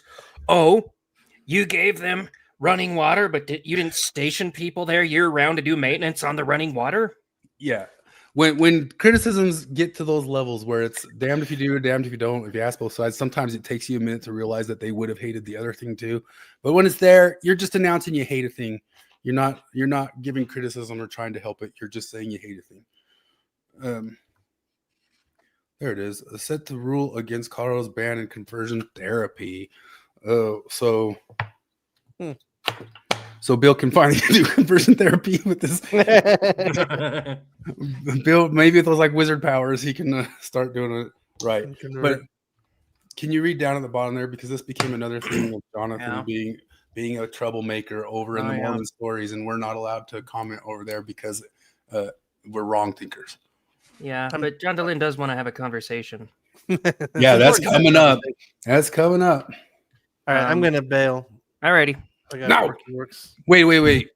Hold on. I wanted to hear for one thing, but maybe we'll come back to Jonathan Duncan on the conversion therapy. But what about the this Jared Duncan on the Helfer stuff? Dogtober 7th. You're missing Dogtober 7th, man. you know, history didn't start on Dogtober 7th. Like that dog did stuff before that dog got zapped. Like there's a history there. Anyway. You need to change that. You need to adapt that with Hassan Piker's face. Yeah. This stuff here is what I wanted your commentary on. Oh yeah, dude. Okay, who are those guys? There's a couple of guys in Lobsters that are just unironically pushing this stuff. Like I even asked one of them straight up. Like, I mean, it's a rhetorical question, but like the real question with you is, are you just being duped by propaganda, or are you consciously lying and pushing propaganda? You know, because he's thinking like, oh, when will this stop? Like, what? When will priests with Selma envy defy 500 orders to disperse because they're impeding law enforcement and participating in an illegal riot. You know, like just I don't know, this whole thing, like the left hallucinated. They absolutely hallucinated this idea that anything that ICE is doing now is illegal and totally unprecedented and just can't, it has never been done, you know. And I keep pointing out, you dug it up with the robot guy AI, that like even at the rate Trump is going, he's not going to catch up to Obama's numbers, but Obama's ICE rate up, he's down 700,000 at the Obama's ICE detained, which rounded up. Obama's ICE rounded up more than 3 million illegal immigrants and separated families, putting them in cages, you know, and more than 75% of those people never got to see a judge. They never got to plead their case. So, like, there are two options. One is that Obama's ICE was lawfully performing their duties under the law, or Obama is a bigger Hitler, white supremacist, ethno-nationalist than Trump could hope to be. One of those is absurd, and the other one is reality, you know? But again, like, and this is like the Orwell thing, you know? Like, I always say all the time, like, when I was a kid and I read 1984, I'm like, what a weird fantasy. Like, that's scary. But that could never happen in real life. No. Like, people literally have no memory. They can't remember 15 years ago when Obama was in charge. And they pretend like I even called some of these guys out, like, you know, and I told them, like, yeah, you didn't have any problems with this when Obama was in charge. Like, yeah, actually I did. Like, bullshit. You didn't pay any attention to it. You didn't know what was going on. And if you did, you just say, oh, well, Obama, hope and peace and Nobel Prize. So, and also, and like, I also like, I've had a couple of NPR people when I bring this up. They're like, I say, like, well, actually, Obama only deported the criminals. Like, okay, that's interesting. That's what's going on now. Well, because also it's like, because like he detained and deported more, like because there's a whole, like, there's the 3 million was the detained deported people. Like, millions more were compelled to self-deport. Well, this But, like, with Obama, at that time, at that time, there was like 12 million illegal immigrants. And if Obama only deported the criminals, that would mean that 25% of illegal immigrants are criminals, which, like, I have it on the authority of 10,000 internet feminists that it is a white supremacist conspiracy theory that illegal immigrants are any more likely to be criminals than your Mormon bishop. So the real difference, I'll give you a little bit of pushback here. The difference between Obama's deportations and Trump's deportations is Obama was deporting guys that were like potential human traffickers, wife beaters, and alcoholics, and Trump is deporting Maryland fathers. That's right. Yeah. So that's a main difference. You live in Maryland and have children? Fuck you. Have you guys watched any of this kid's podcast? This dude. He's fucking funny. He's funny and all that stuff. Did you see Sam Hyde go on his thing? No. Okay, you got to watch these episodes with this guy. Corolla was just on this week and it's hilarious. This kid he's really weird, but Sam Hyde goes on his podcast. He's a little Jewish kid, so he's got an accent and stuff. But did you ever see how he rose to prominence? Yeah, he raided like a game. Yeah, it was a gaming convention, and he just jumped up on the stage and like grabbed the award, and people were like, "I guess this is the guy." He's like, "I dedicate this to my Rabbi Bill Clinton." Yeah, shit like that. Yeah, I was gonna talk about stuff because he was doing like one of those debates with girls about porn and OnlyFans, and he was on there and he's saying, "Have you not heard of the study from Carnegie Mellon College? They studied this guy. His name was Bibi Netanyahu, and he lost his family and his wife and his dog because of porn addiction. Have you not heard of this study?" And the girls were sitting there just listening like, "I haven't heard that study. This is a real study. Look it up. Look it up right now." And the girls are sitting there like listening. I've never heard of this guy. All right, you guys are trying to suck me into more stuff. No. This has to do with the other one. This is just a little funny joke. Sam Hyde has the whole thing with him, and before long, he brings in 20 different Indians into the thing. And before long, he's like, "Well, you're Jewish, right? I just wanted to do your thing, what your people were doing." So that by the end of it, there's 20 Indians sitting inside of the thing, and just talking about immigration stuff here. It's like, "What's this? What's wrong with this? I like these guys. These are good people. I did see this. They make this whole thing better because we have 20 Indians here. How could it not be better?" Yeah. Did Sam Hyde bring the Indians in, or was Sam it? Hyde brought I the gotta Indians. look that up. Okay, yeah, that was he tried to out Sam Hyde. Sam Hyde. Yeah, if anyone could, this- if anyone could do it, it's Matan. He's pretty fucking good. he's funny. Watch him with like Corolla this week, or like he had on Matt Gates, and Matt Gates, like he has him sit down on this chair, and underneath the chair, this guy was just like sitting there dead under his chair like the whole entire time. And Matt Gates thought it was a mannequin. At the end, the guy's like, movie. He's like, that guy's been alive the whole time. Anyway, I've never heard of that guy. yeah, he's only 17 years old. He's a funny kid. Huh. He does like really good weird questions. Like he'll sit down and say like, do you think that on 9/11s if the planes didn't hit the bomb still would have gone off? Just like questions like that. All of his questions are like that. He's really good at it. So Huh. I gotta anyway, find that. yeah, he's the future Sam Hyde. But anyway, so that's what I thought. Like this picture here, I just imagine the guy with the camera. Like, who's got the camera? Like right there. Who's just like sitting right there with the camera. Like, get the picture. Oh, swing your head back. Just like it's so staged. Like, Oh yeah, no, they're like sports photographers. They take 10,000 pictures in a game to get that one. yeah. Like, undoubtedly. Oh, for sure. And that's what agitprop is. That's what you were pointing to them as agitprop. Like this chimping out isn't going to work anymore. It's this agitprop warfare of this stuff. I was telling you guys just this week, I was looking up that same book I was listening to of the bombs that went off from 70 to 72. Do you know how many bombs it was? In 2 years, it was 2,500 bombs. Oh yeah, 2,500 bombs went off That's from Weather Underground type people and stuff, and it's just like lost to history, just disappeared. But this is I was told in elementary school that the Black Panthers were basically like Martin Luther King. They just wanted equality, don't you know? I was watching this TikTok where this guy was saying like, I hate Forrest Gump because Forrest Gump makes it look like the Black Panthers weren't perfectly nice. I was like, what? Like, what are you talking about, dude? But anyway, this is where the guy was standing, where he got shot, where supposedly he was going to start praying. And they're like, he's just trying to start a prayer. They're not trying to get out. He's on the government property right there. And they were obviously, if you've seen the other videos, I've already seen like 20 other videos where they tried to blockade the place where the cars will come out, sit and wait there in front of it so they can't drive out of it, or have to drive really slow out of it and can't get out. And they'll just sit there and wait there forever for that to happen. And they tell them, get off the government property, off the sidewalk, get off the sidewalk, get up off of that. And they're up on it.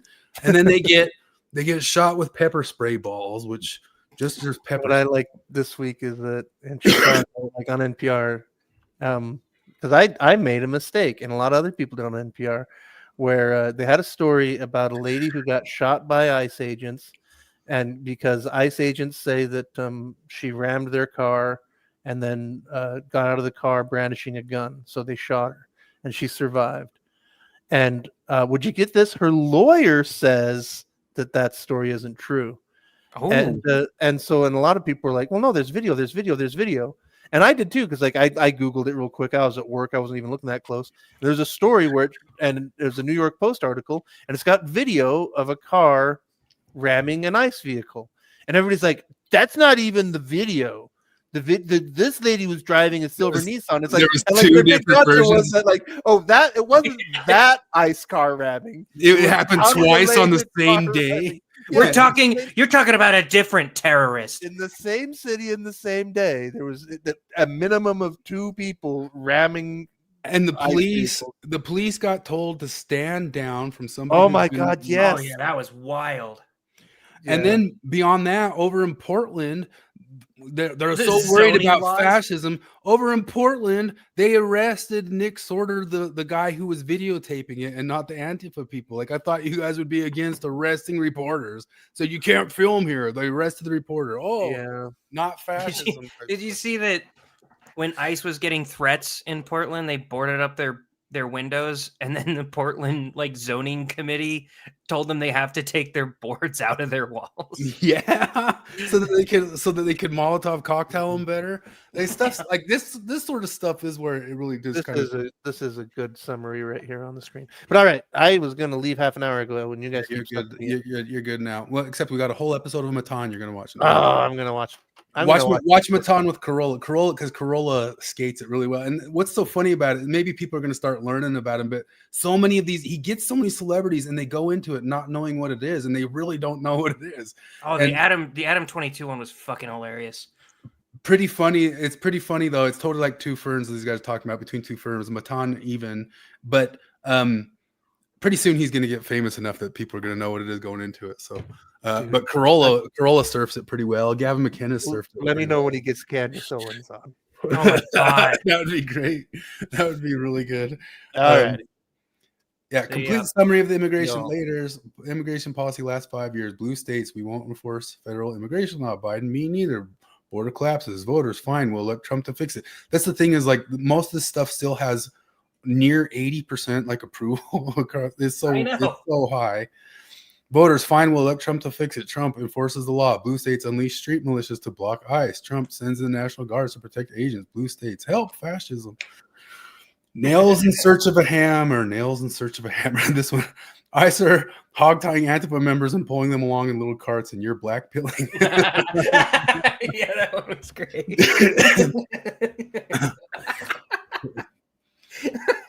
That's a big old white pill suppository. But a black pill, like just to go along with like that guy who got out for stabbing a 6-year-old kid and got out in 10 years, which is outrageous. But they convicted Kavanaugh's attempted murderer. And it's so funny to think about this, because like Enrique Tarrio from January 6th, the guy, I don't even understand why that guy got 22 years yet, because he wasn't even there.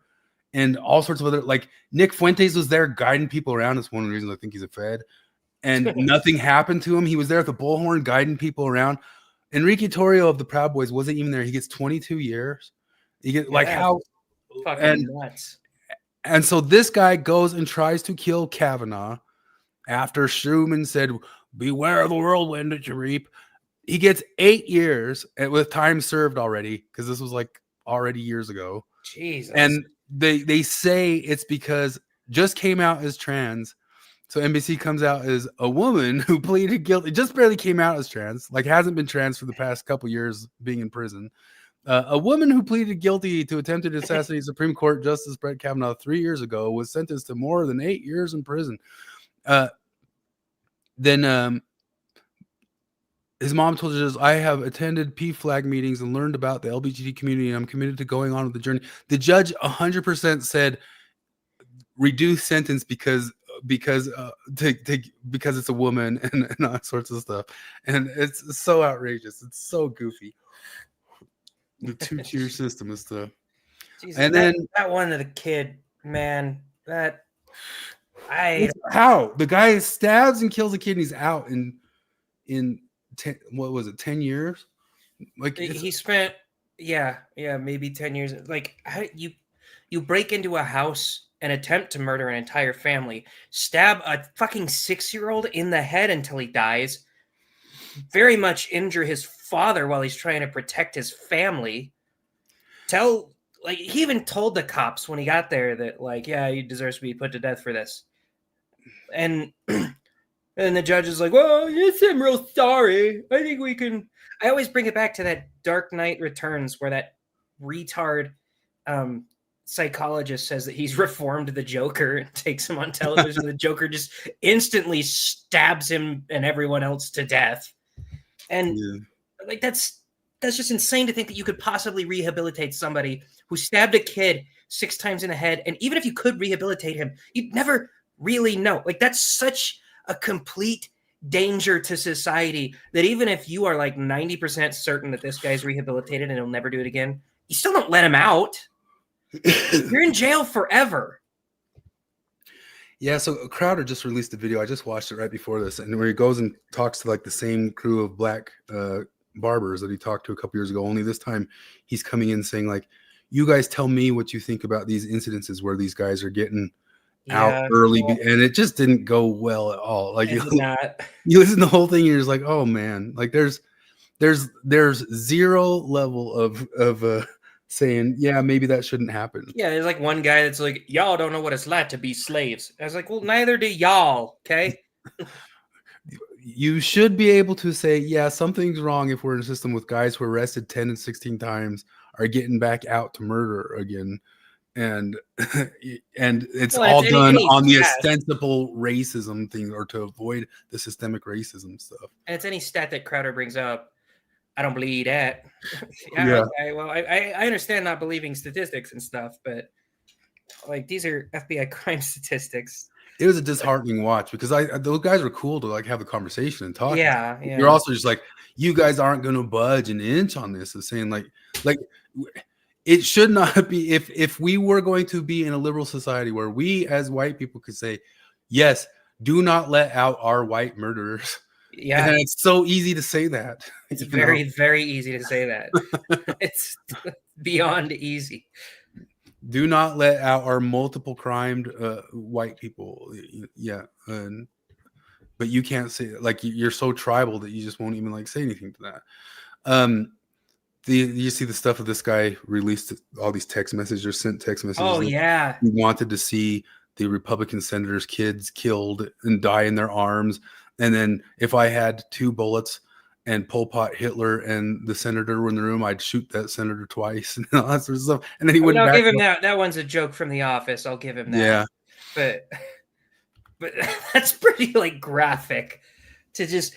I mean, I'll say things hyperbolically that I don't. I've probably made that joke about somebody, the 2 bullets one. So I'll give him a pass on that. But like, I want them to watch their kids die in their arms. Yeah, holy fuck. And wasn't he sending it to like a Republican congresswoman or something? Yeah. Uh-huh. How Yeah, it's so retarded do you have weird. to be? It was so weird. It was way, way weird. That one that killed me, I've seen it so many times now, is that the Logan Federico's father. Yeah. His That dad one, said, just his rant. if I see him in the streets, I'll kill him. And I think No, that was the kid. oh, the other guy, This the girl. is the guy with the daughter who. I forgot there was a whole third one even. Yep, and that dude, his rant was awesome, but it fucking crushes me every time I hear it. Yeah, it's unreal. It's unreal that this stuff is happening. I mean, it is a narco tyranny because, you know, Enrique Tarrio's got 22 years in prison, and these murderers don't make it 10. Wait, did he not get? Is he still in prison? I thought Enrique Tarrio still is in prison. Didn't Trump pardon everyone? I don't know. I don't think Tarrio's out. I don't know how that guy's not out. Like, it's Trump. I don't think he pardoned every single one of them. He didn't pardon. How do you spell his name? Enrique Tarrio get pardoned. Okay, yeah, he did get pardoned. Yeah. Okay. Yeah. I mean, Trump pardoned Sentence some of of them. 22 years. Trump pardoned some of them that I don't think he should have pardoned. Like, there was some violence, and yeah, I don't pardon those ones. But their sentences were very stiff. I don't think anything that happened in that thing. I think someone should have gone to prison or jail if they participated in any breaking and they weren't part of the feds and they just participated in it at all. 4 years, which they were still in that prison or not being sentenced yet. You know, no time. Like 4 years is. So by the time Trump could pardon them again, it'd probably been long enough for most of them. You know, 4 years is probably long enough for some sort of riot thing like that. Yeah. I don't know how long would you give like these Antifa rioters if they got prison time. It depends on what it is. If it's like that professor who routinely smashed people on the head with a bike lock who weren't doing anything to him, then just throw him in there forever. He just keeps doing it, right? But yeah, I don't know. It just depends on the crime. Couple years. I mean, most of that stuff. I don't know. Those guys who like bombed the courthouse in Portland for 110 days. That probably needs a healthy 10 years to it or something. Something like that. I don't know. That's insane. I don't know. None of the Weather Underground bombers got much more than 10 or 15. Well, so here's the thing, though. I know Trump is trying to say that Portland is like a violent hellscape right now and basically an anarchy. But I saw a video of a suburb of Portland where nothing bad was going on. Oh yeah. So that argument is smashed. Those are good videos. I actually had the normie lefty during the LA the most recent LA riots over whatever it was, I can't even remember, but where Trump sent in the National Guard and everyone was freaking out, telling him he can't do that. Like the lefty dude at work, he showed me he's like, oh, here, look at this video. He's saying that LA's on fire. Look, and he's showing me a video that this dude took at 10 in the morning, miles away from any of the violence. Oh, I don't see any violence here. What's going on? I was like, dude, if my wife told me we need to get out of the house, it's on fire, and I just sent her a video of the room that isn't on fire, and I was like, what are you talking about? Well, you're a fucking idiot. And she'd be like, okay, die in the fire, I'm leaving. I was gonna show this. Oh, it wasn't this one.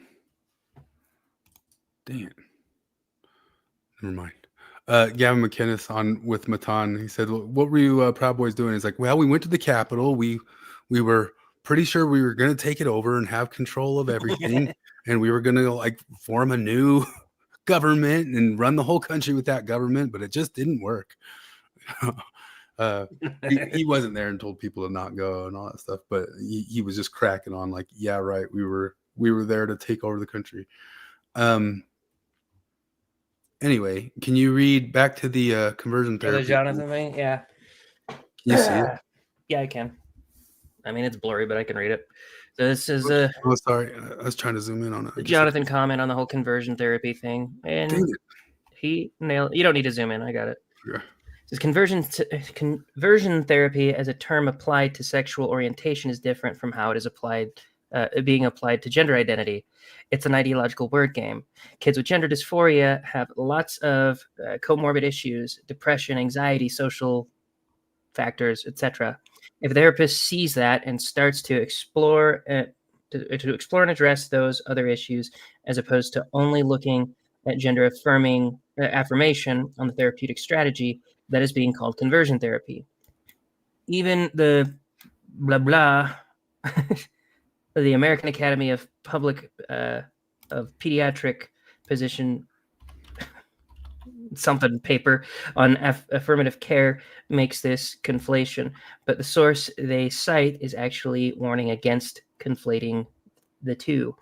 If you brand any exploration of comorbid psychological aspects of an individual with complex issues as conversion therapy, then you are doing these patients a disservice. I like how there's still the next page of this because somebody clapped back at Jonathan, so we'll get to that. But Risa said, identify as a furry to avoid all jail time. Maybe that is maybe that's the Patsy's idea. Yeah, but then they'll put you down because you'll be at the pound too long and nobody's gonna fucking adopt you. Did you read the end of Jonathan's there? Patients a disservice? Yeah, I did. So then somebody... This is hilarious. Surprise, everyone. Jonathan Streeter shows up and focuses this squarely on transgender people. I don't know, maybe because it's fucking relevant, you jackass. Must be the first time he's done that. In the last hour. Conversion therapy has a very long history of being used against people who are gay. Sure, it can be used on trans people too. He gives the impression that a therapist can't discuss comorbid issues. They cannot under affirmative care. They're not allowed to. Not true. The therapist should be discussing all those things. Yeah, they should. The ban absolutely does not prevent that. Yes, it does. And if a therapist is not discussing those things, they deserve to be fired. Yeah, you're right. What a therapist should not be doing is saying, you claim to be gay or trans, but that is wrong, evil, not a real thing against my chosen religion. So let's fix you and convert you to not be gay or trans. Yeah, that's what I got out of Jonathan's comment. Yeah. Ryan says, isn't gender affirming care conversion therapy? Yeah, it absolutely is. I mean, that's the kind of point of it. It seems like it. That's what I was thinking. Yeah, it's we've said that a bunch of times. It's like it's absolutely affirming that. But I think I heard Matt Walsh make the point, and it's a good point. Like, what sort of successful therapy isn't kind of a form of conversion therapy? Like, isn't it you're supposed to be changing your mind at some sort of fundamental level? But do you think it should be legal for, like, what if a gay person we're talking to the world of people who think that anybody who goes and decides anything of themselves, they can just have that affirmed. Should not a gay person who wants to ungay themselves, Milo Yiannopoulos, should a therapist be banned from being able to give him that therapy if he's going in looking for that from somebody? Yeah, of course. I Should be banned. So they look at like the horror stories, like what's her name? Alex. I can't remember her last name, but she was a big thing on Mormon Stories. They did a whole Hulu documentary on her, and that sounded pretty terrible. Like she told her parents she was gay. She's a Mormon, and they sent her to this weird camp with this weird couple where they made her wear this like backpack full of rocks, and the rocks represented her sin, and she's walking around with them, and they starved her, and it was pretty terrible. They were trying to like basically beat the gay out of her, and that, yeah, sure, make that illegal. But that's not what we're talking about. Like you took a thing that a lot of us view as, at the very least, mismanaged, and at the worst, just flat out evil. Things like vomit aversion therapy. I'd say, yeah, don't do that. I mean, I guess again, if a gay dude wants to do vomit aversion therapy to try to ungay himself, go for it. But like, I don't said it think before. I said I had a friend who went to the shock therapy, who had the shock therapy, and doesn't have such a negative view of what happened because he felt in control the whole time. If that makes sense, he was allowed to choose what level of shock he got for how much he wanted to control his thoughts. And yeah, they were running the images by and all that sorts of deal. And if some sort of arousal started happening, he'd get a shock, and he could choose if he wanted to go to a higher level or not, just to, if he was feeling it or that sort of deal. And in the end of all stuff, it was all kind of infuriating and frustrating because it was weird and awkward and all that sorts of stuff, and like a weird thing, but doesn't have like the hateful thing of it. But I do think the area where I could pull up my heartstrings a bit is just somebody who wants to do that or insists on trying to change that part of themselves so bad that they're getting up in their head like that. But the way they describe it, like it's Ghostbusters, the beginning, it's worse than the beginning of Ghostbusters. Like, do you like the gays? You know, like or like Hassan to his dog, like, did you just think gay thoughts? My dog.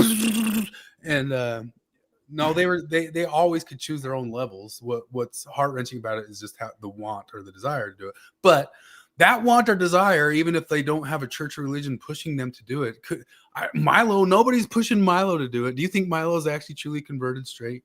I have no idea what to believe from Milo. Yeah. I think that whole entire thing, like maybe it was, sure, we have all sorts of bad or improper idea. Well, half the stuff we're learning about the medical world right now, and don't get me started. Oh, I guess I'll get started because I'm going to talk about the sports science crap that's coming out from Mike Israetel. But half the stuff we have out in the world right now, COVID was a shit show of science and health. And I think some of the stuff RFM is doing is weird, or even on top of this, RFK. Yeah, I saw RFM. RFK Jr. Is he a Jew? Oh, Jew. It's actually weird that you brought that up. What? Damn.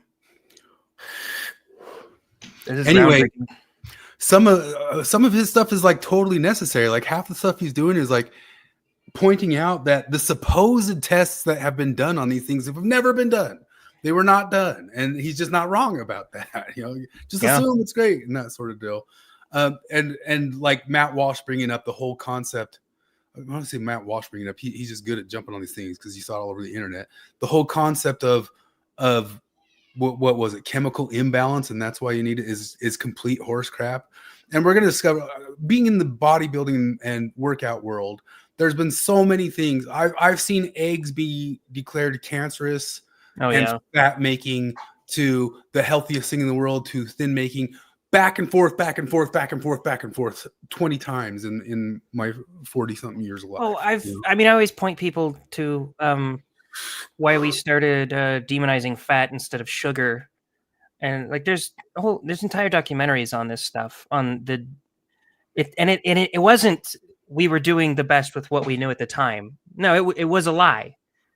Like that's why Part of the reason we got so fat is because we were eating fat-free fucking Oreos during the entirety of the 90s. Like it was, we weren't going to gain any weight from it. Yeah. But it's the guy that produced the paper. He looked at 7 different countries, looked at their average level of fat consumption and their obesity, and they seem to correlate, which 7 different countries is not a lot. It's something. But he wasn't doing the best with what he had because people at the time that he did that warned him, no, we have data on 22 different countries, not just 7. We got this same data on 22 different countries. And if you plot all of them, then there's no correlation. It's all over the place. And of course, he went for it anyway. We were not doing, the science did not change because it found out it was wrong, because science is run by people, and people can be assholes and liars. Yeah. Believe it or not, even professionals, even PhDs can be assholes and liars. I think sometimes there's all these things people just don't really actually take like the 10,000 foot view of viewing it like some sort of scientist wondering what those humans were doing and trying to do or figure out at that time frame, and maybe they got it wrong and maybe it wasn't a good thing. But at the same time, there still exists people today who, for whatever reason on their own, want to not be gay, and they might want a therapist to help them with it, and it's been illegal for them to go to a therapist or a therapist to help them to not be gay. But the weirdest concept creep in the world has been moving in the trans affirmation stuff with it. It's so obviously was just slipped in there. Nobody ever agreed to slip it in there, that if you say anything against or anything questioning, if a kid just comes out and announces to you yesterday to do anything but aggressively affirm. And I've gone through like the different stuff on like the what were those things called, the WPATH files and all those sorts of things. The way they insisted on affirm, or that person's a hostile person, they're a negative person, and we need a law against the conversion. Like you cannot talk them out of it, or it's a conversion therapy, has been so ridiculous. And Jonathan's just completely right here. Then he's going to be called a bigot for that stuff. And it's just so outrageous. We're still in like that time that everybody still, one side of the aisle thinks that you can just think that into existence. I don't know. I listened to Mary Harrington again yesterday. She had a really good episode she released where she talked about maybe all this trans stuff is good because it actually will do a better job after it plays itself out of realizing.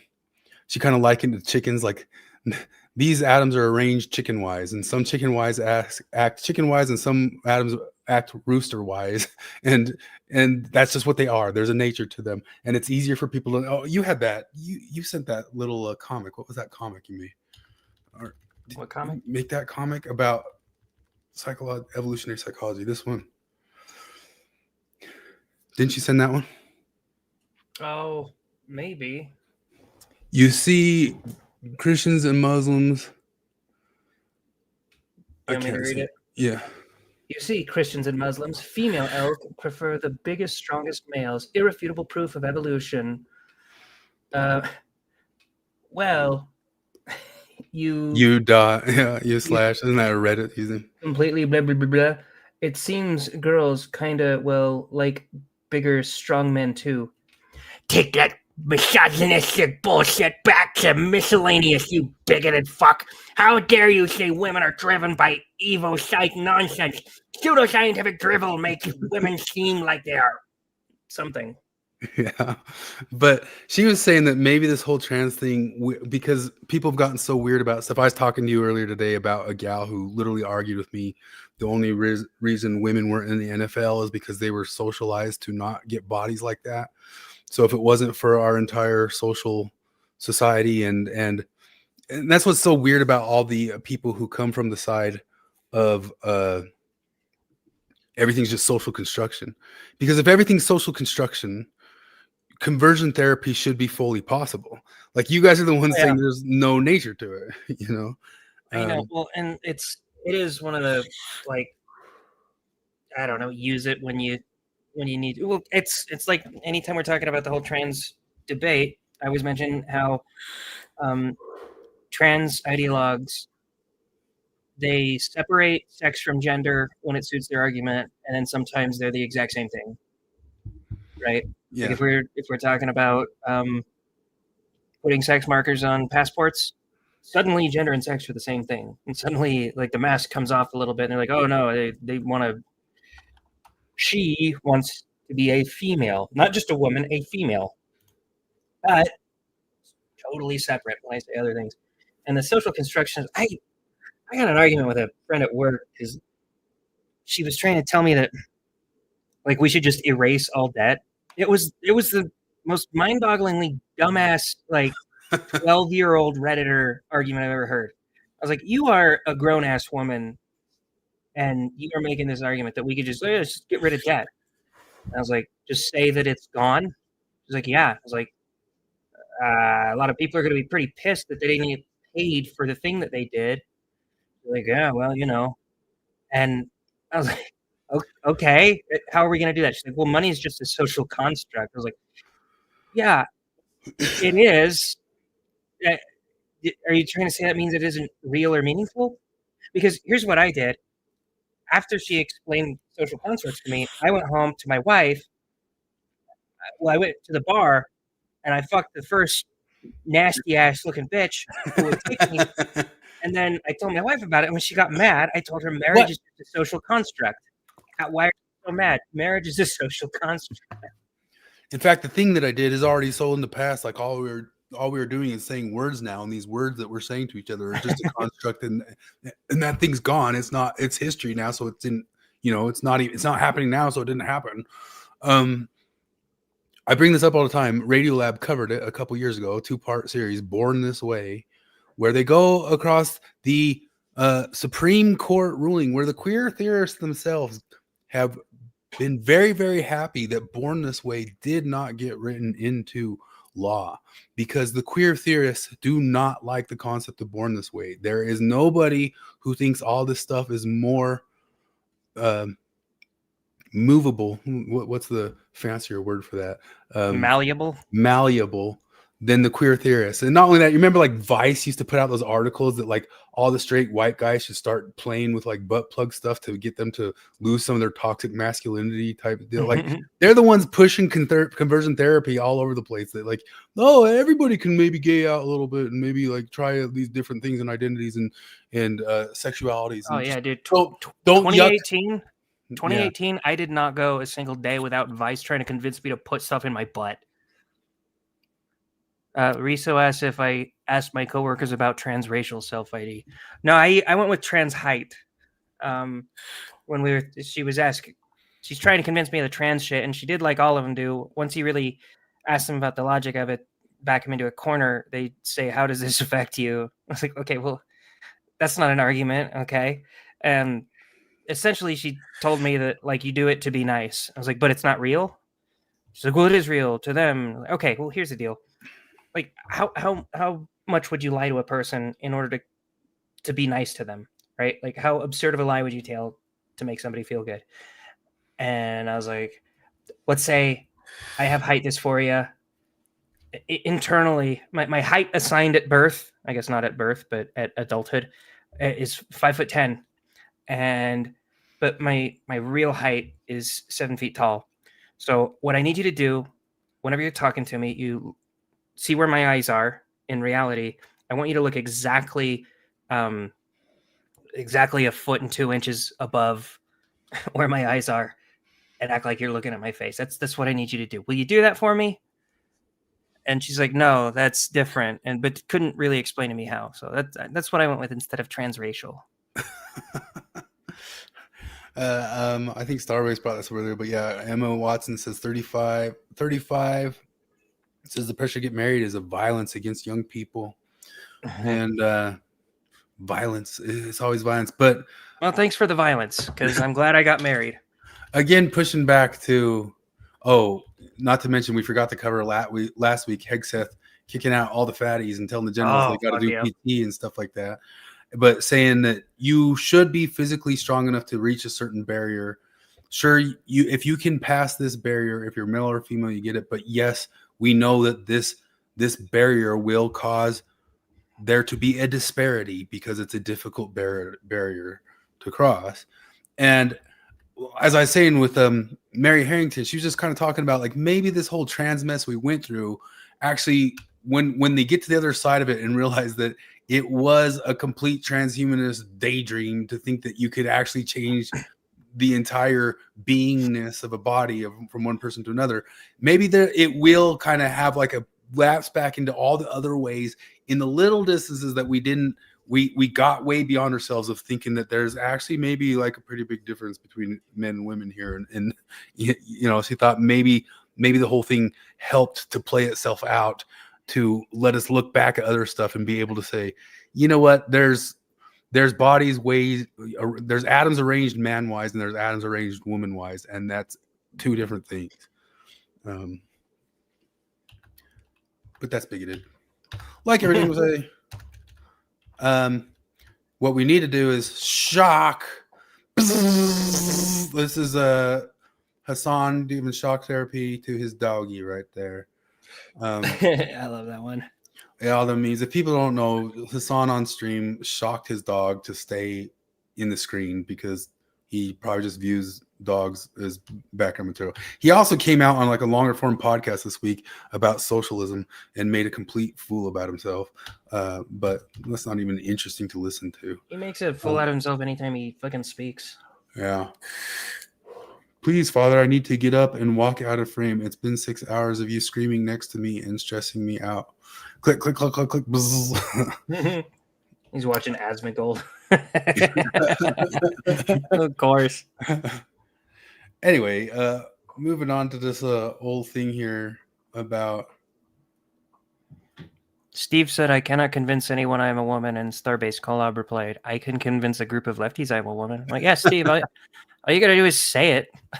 Steve said something earlier about he's got like he's a doctor and he has two different books about how to treat women and how to treat men, but it's bigoted medical, it's just Foucault would call that biopower. That's biopower. That's just medical science, raping reality as raping reality. They definitely said that. That was really something that some feminists said, that, like, you're raping nature. Science is the rape of nature. Well, it's funny because it's funny when the reality really hits hard. Like it just gets rock solid, right? In cases like, I can't remember the guy's name, but he was a doctor in France, I think, France or Italy. And he had a patient come in. He's a gynecologist, an OBGYN. And he has a patient come in that's a trans woman. And he's like, I can't treat you. And the dude flips shit. So, I've had the surgery, sir. Or he's Italian. I had the surgery, sir. And the doctor's like, I have nothing. Like, I have no training on how to treat incels. Yes. Oops, sorry. This isn't a vagina. It's not literally a vagina. It's the old Mr. Garrison thing. Wait, you're saying I don't really have a vagina? I just have a mutilated penis? Well, yes. Incels need hecking therapy. So there's actually a psychiatric diagnosis called drapetomania from the 19th century. Drapetomania says that enslaved people who wish to no longer be enslaved are in fact mentally ill. If you are enslaved and you wish to be free, per drapetomania, you are now mentally ill. It's an interesting phenomenon, isn't it? That's a fascinating dichotomy. That in the 19th century, we said that people who no longer wished to exist under a structure which was tangibly harming them, which was tangibly not working in their self-interest, we said that those people were in fact mentally ill. You would need to be deranged, actually, to not wish to be a slave. And what is also fascinating is that the cure to drapetomania was violence, was structural violence. It was to be beaten by the institutions of power at the time. The solution to that mental disorder was state violence. Okay, now do incels. Yes, they need to be referred to the police and intelligence agencies. The cure to being an incel is the centralized, monopolized violence of the state. Wow, Samantha, you are so woke. I love that guy's format. Yeah. Did you see that thing of Apple TV had that I think it's Jessica Chastain show where she was going to be some keyboard warrior who solved the cases of she solved the cases of white supremacist groups from her keyboard from catching them on 4chan, and it was about to come out on Apple, and they pulled it like right after Charlie Kirk's Oh death. yeah, Savant. Yeah, that thing looks so stupid. Did you see the Freedom Tunes No, I didn't. goof on Was that? it? Oh, it is pretty good. I don't have it on me. I mean, I'm sure if I you gotta type it see in, you that could one. find it, but that's so fucking stupid. I wonder if there was like direct references to a Charlie Kirk character in that. I bet you that's one of the reasons they pulled it for sure. Autocracy, authoritarian, dictatorship, Hitlerian. Okay. The claim is that's what the right wants. But, you know, if you're a Republican type, you're looking for control. Okay, so who wants the control? What side wants the control? You claim we want the control. We claim you want the control. Well, here's the good news. We just had a little experiment about 3 to 7 years ago. It was called COVID. We did an experiment. Who wanted control? Who didn't want control? And COVID is just COVID. It doesn't have an R or a D next to it. It's just a thing. So then the question is how did one side react and how did the other side react? Well, I live in a place where they shut the schools, shut the beaches. I saw Christopher earlier say, "Hey guys, welcome to Newsom's America." Yeah, I saw. Shut your business. Shut funerals, shut visiting Nana, down your and then they fucking tried to force everyone to get an unproven jab, a vaccine of a not tested, an untested vaccine, force everyone, or you'll get fired from your job or thrown off the fire department. That's what you guys wanted. Yeah, that sounds like control to me. That sounds like control. Yeah. That sounds like authoritarian dictatorship control. You Calling arrested for people to lose their jobs. Yes. You arrested a guy who was paddleboarding in the bay. My friends who own a business 3 miles from here it's now gated and closed because you shut down outdoor dining, and they defied your control. They stood up. Oh, they stood up. They spoke truth to power, and you fucking sent the feds in and you shut them down. And now they don't have a business they had for 50 years. So spare me your fucking discussions on authoritarianism. Jesus goddamn Christ. Let me give you an example. You got Gavin Newsom. He's the one who's worried about all the authority, right? And control. And then you have Ron DeSantis. That's his arch nemesis. You know, I have California right now trying to come after my company for some employment stuff. Really? Yeah, it's totally not viable and legal, but like California tries to extend and charge Utah stuff. Over there in Florida. Well, good. We've had a little experiment. We did a little experiment. It's a place called Disneyland, a place called Disney World. The guy in Florida kept Disney World open, and you shut down Disneyland. Yeah. Same COVID. So who really wants the control here? We did the experiment. Yeah. And you guys all dove on the opportunity to take control. Whereas the others on the other side of the aisle said, no, I'm not going to tell you how to live your life. They argued to reopen everything. You argued to shut everything and then fire. So beyond the authoritarian argument of that, just the science side of it. I mean, I think by the time Florida was opening up, it was pretty obvious. Do you think there could have been a disease where that draconian thing should have been? That's what I always tell people. I'm like, I don't know how bad a disease would have to be, like how deadly it would have to be before I would be okay with doing this lockdown shit, if it was effective anyway. But COVID doesn't even come fucking close. All you have to do is, we knew, because they say like, oh, the science, we learn things and we go on. No, we knew a lot pretty fucking quickly. We knew right away that this mostly affects older people or people who have respiratory issues. And it does fuck all to kids. We knew that so quick, but we shut down schools, and we even with the social distancing shit, California shuts down beaches. You get a guy and his boy playing catch in a park, and they get arrested for that. They're the only ones there. They sanded over skate parks. Yeah, and outside is where people should have been. You know, Risto says Minnesota is bad. Risto mentioned Ebola. Maybe Ebola would be one of the things that I don't know. Maybe, but at the same time, like I think if there was a disease that was that nasty and visible, I don't think you'd have to do that much arm cranking of people. Yeah, I know. They'd probably know? just be like, "Oh, okay." Because people, even the more conservative people, when COVID first hit America, were pretty cautious. But then, like, the more we learned about it, and we're like, "This is nothing to most people." Like, Beyond that too, there came out a thing of like this number that's just like it's almost just like a Pareto principle type number of a respiratory disease number. Like you can't avoid respiratory diseases from spreading. Risa said his daughter applied for a job in September and they wouldn't interview her because she wasn't COVID vaccinated. Risa, your state is now still. He said last month. What is even like I looked up a number. I don't know if it's a real number, and I think it might be true. Like to be fully boosted right now, it could be up to 14 boosters at this by this moment. Yeah, Risa, just move to Idaho, man. Come hang out. I think that if the monkeypox thing was actually ever spreading, and remember how ideological it got? Like, we don't want to tell the gay people to stop going to the bathhouses. Holy with shit, the thing that really was a disease, that really was hideous, that really was something. Well, we're not going to be authoritarian and tell the gay people to stop jumping into unprotected buttfuck piles.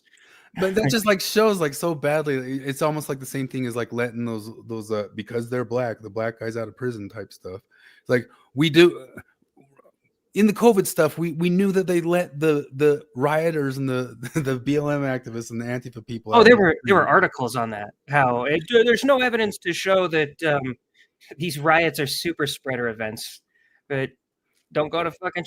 I knew most of it was a sham, like pretty quickly, because they listed the essential the essential businesses that could stay open, and then they revised that list like 10 minutes later, and and state liquor stores, those are fine. Oh, okay, that's essential.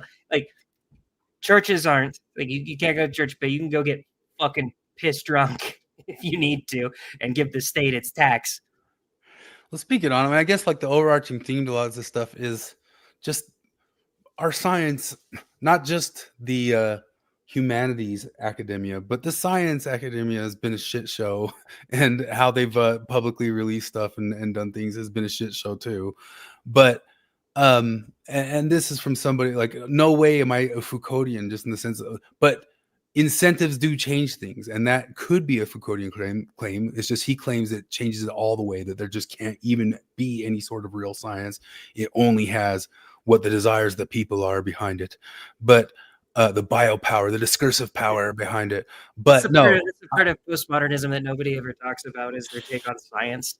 Yeah, that it's all the way. It's all the way. I can take it a little way. Like, yes, people's incentives and money and desires are going to alter the science, but they think it's so 100%. That's just how the universe is. That's how all. It's such a wild. Well, theory. It's funny because the lefty dude I work with, who's any chance he gets, he shits on Jordan Peterson to me for always railing against postmodernism and stuff like that. And in this area, we have a copy of the Skeptic's Guide to the Universe, and that's that's like an IFL science Bible, basically. Like, they stand by, and it's a pretty good book. But I found one of the sections on postmodernism and showed it to him, and he was all sorts of. He got pretty quiet after he read that, because they show I can't remember what the paper was about, but they show bits and pieces of a paper that two PhDs wrote from a Foucauldian perspective on science, and it's just batshit. It's just the whole like Western ways of knowing type shit. Yeah, Western ways of raping nature, biopower.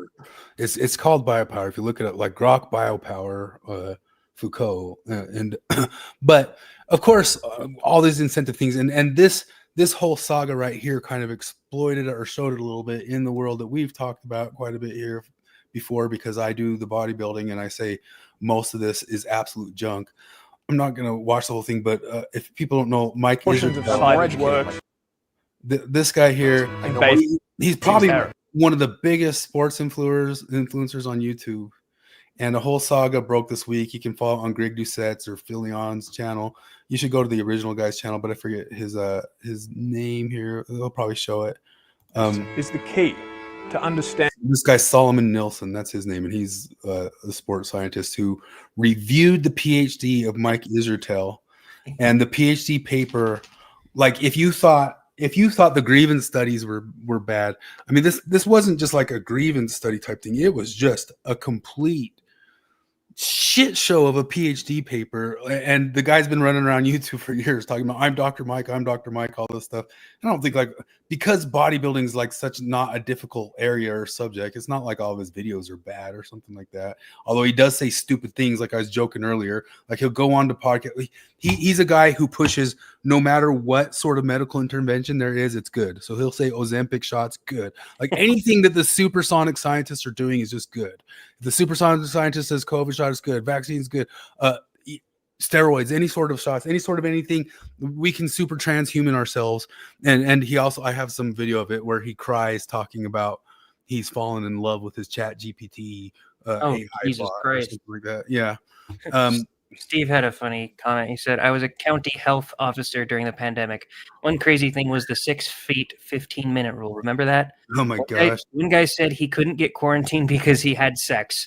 Only 5 minutes. Oh, no, I'm a 2-pump chump. Don't worry. They put the plastic screens up and those feet on the ground type stuff. I remember I went to, people gave me shit for it on Facebook because I just posted it, but I went just to Harmon's, and the Harmon's had this place to grab masks and grab gloves at the front of the store so that we'd all have that stuff to stay away each other. Well, that was causing a crowd and a bundle up right there at the front of the store where the people were sitting there just crawling all over each other to get the gloves and get the glove, the face size thing. And I looked, I'm like, this is just the exact proof of what stupid high-level interventions like this do. Like, this is so obviously just a quagmire of people colliding together. And if they all had some sort of an airborne disease, they all just got it right there at the place where you're forcing them to stop and grab the stuff. Oh, dude, me and my friends flew to Denver during the height, not the height, but it's probably like 2021, 22 maybe, I don't know. And I'm walking through the airport and I'm just not wearing a fucking mask. I was very over it. And I did not see anybody else not wearing a mask. I got some pretty fucking dirty looks. And one of the guys that was with us asked me later, he's like, why weren't you wearing a mask? Because I don't need to. And he's like, well, do you not like data and science? He actually said that. What the fuck are you talking about? No, like, here's some data for you. I looked it up. Denver right now has 7 active cases of COVID. That's a huge fucking city. Do you know how many that is per million, per 100,000? That's fucking nothing. Yeah. So towards the beginning of it, so my girlfriend at the time was one of the first persons diagnosed with it in Utah, like dead seriously one of the first. It was right around that earthquake in Magna, and she'd been around that earthquake, and because of that earthquake, some people from California came out to help at the store, and she was in contact with some of those people, and she got diagnosed with it quick. And I was there with her in the house, and this is like, we're talking like the first people in Utah diagnosed. And I called like all the health places, and they're like, well, we don't know, we don't give a shit. Like, they didn't care. They did not give a crap. And we were like, wait, this is at the level like we thought it was all murder, death time. And yeah. Steve, one time I really wanted to go into a bookstore, but I didn't have a mask. I looked on the ground and found one that looked clean. I really wanted a book. Did you see that one of Mia Khalifa? Yeah. Like picking up dog shit with her mask and then putting it back on. all the kids like cutting out like a space in their mask so they can like play their wind instrument. Holy fuck, those band teachers. Those kids, they made dance like back to back. Our country went insane. We went crazy. It was such a fail. It was such a scientific fail. And I remember like early on, there was stuff like John Ioannidis. Look him up, Ioneds. He was like one of the nation's best. What's the term for like a doctor who's on top of stuff about how diseases spread or something like that? Virologist. Yeah. He's one of the best. And he was just initially like talking about all this completely rational stuff. And he got completely canceled. Like, don't listen to John Ioannidis. Like, there's all this stuff. You got to listen to the experts. Like, I did. No, you can't listen to him. not that one. No, but he's the number one guy over at Stanford. Don't listen to him. We have to apply the collective expert model. Yeah. Are they employed by the government? Are they employed by? Are they properly employed by some company, a mass company? Understanding the disconnect between the persona and the reality. Mike Israetel's PhD thesis is a failure.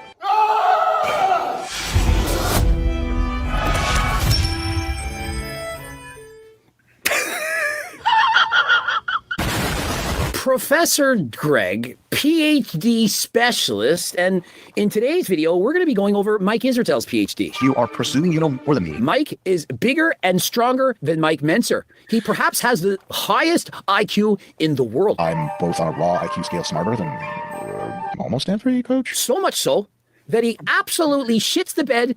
This guy is number one fitness influencer on YouTube, I believe, right now. So, Oh, is he? Yeah. Uh-huh. In his PhD. And by shitting the bed, well, that's actually giving his PhD a compliment.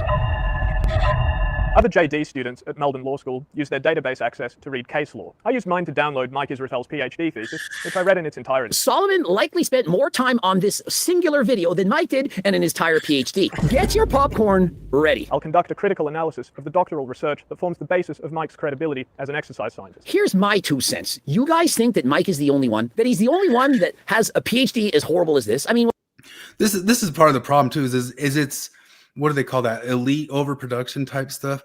It's not just that that he had to make a crap PhD and this thing's shit.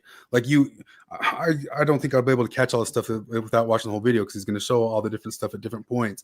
But not only did it have like 1,600 typing errors that were just ridiculous, but he reused graphs that were wrong. He put stuff in there like saying that he tested people who were -2 years old and all this sorts of stuff on his test and that sort of. But the whole entire paper was the conclusion of his PhD was athletic people are more athletic.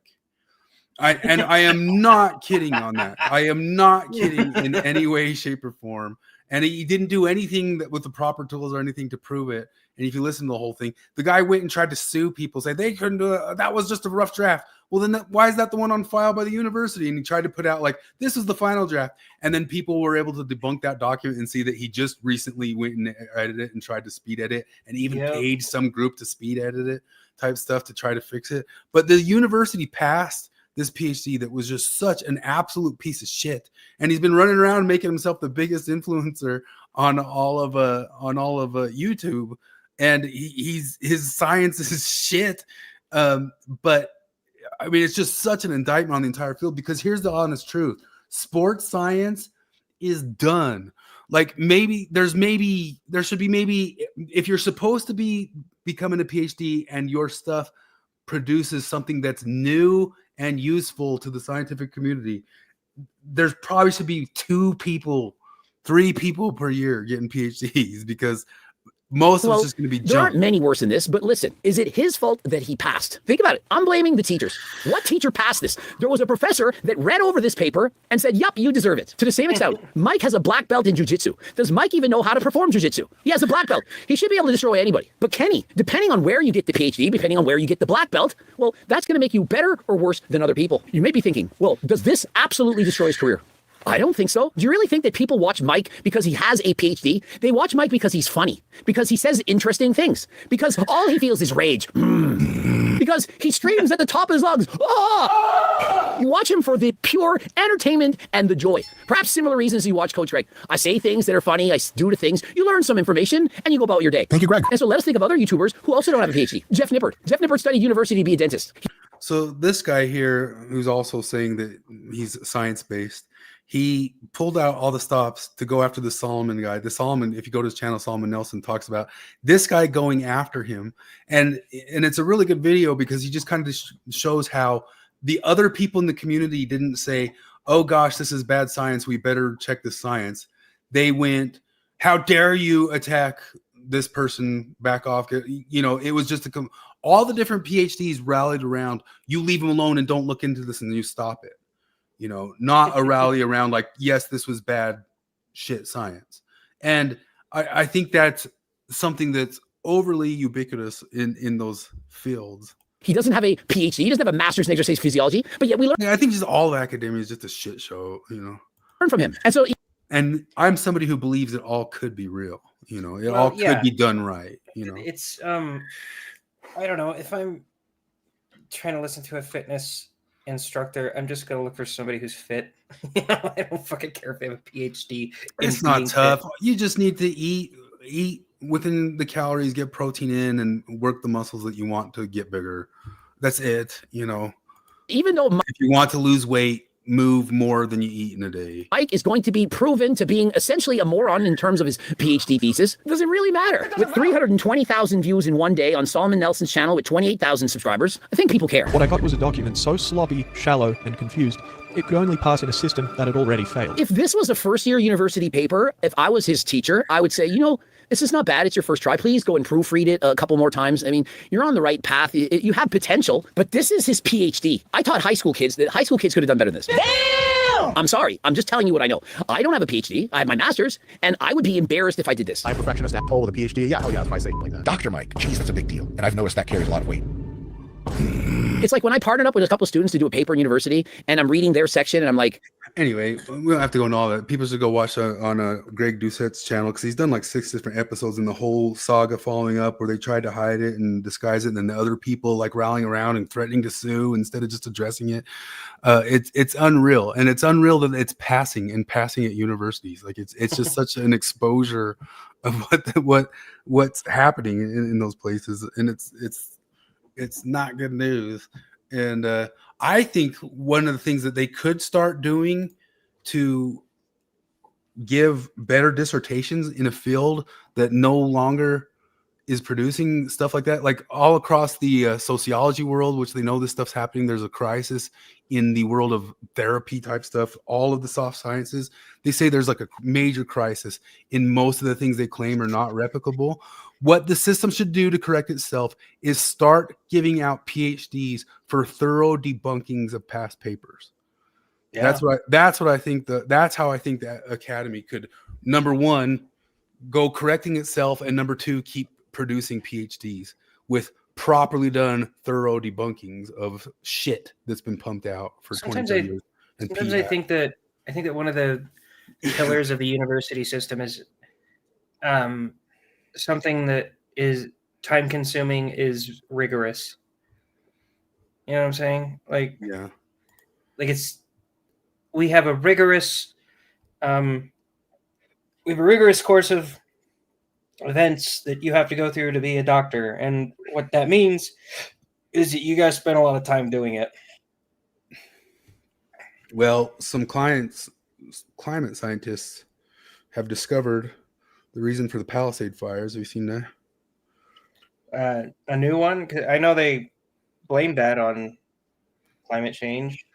No, they found the kid who lit all the fires. Oh yeah.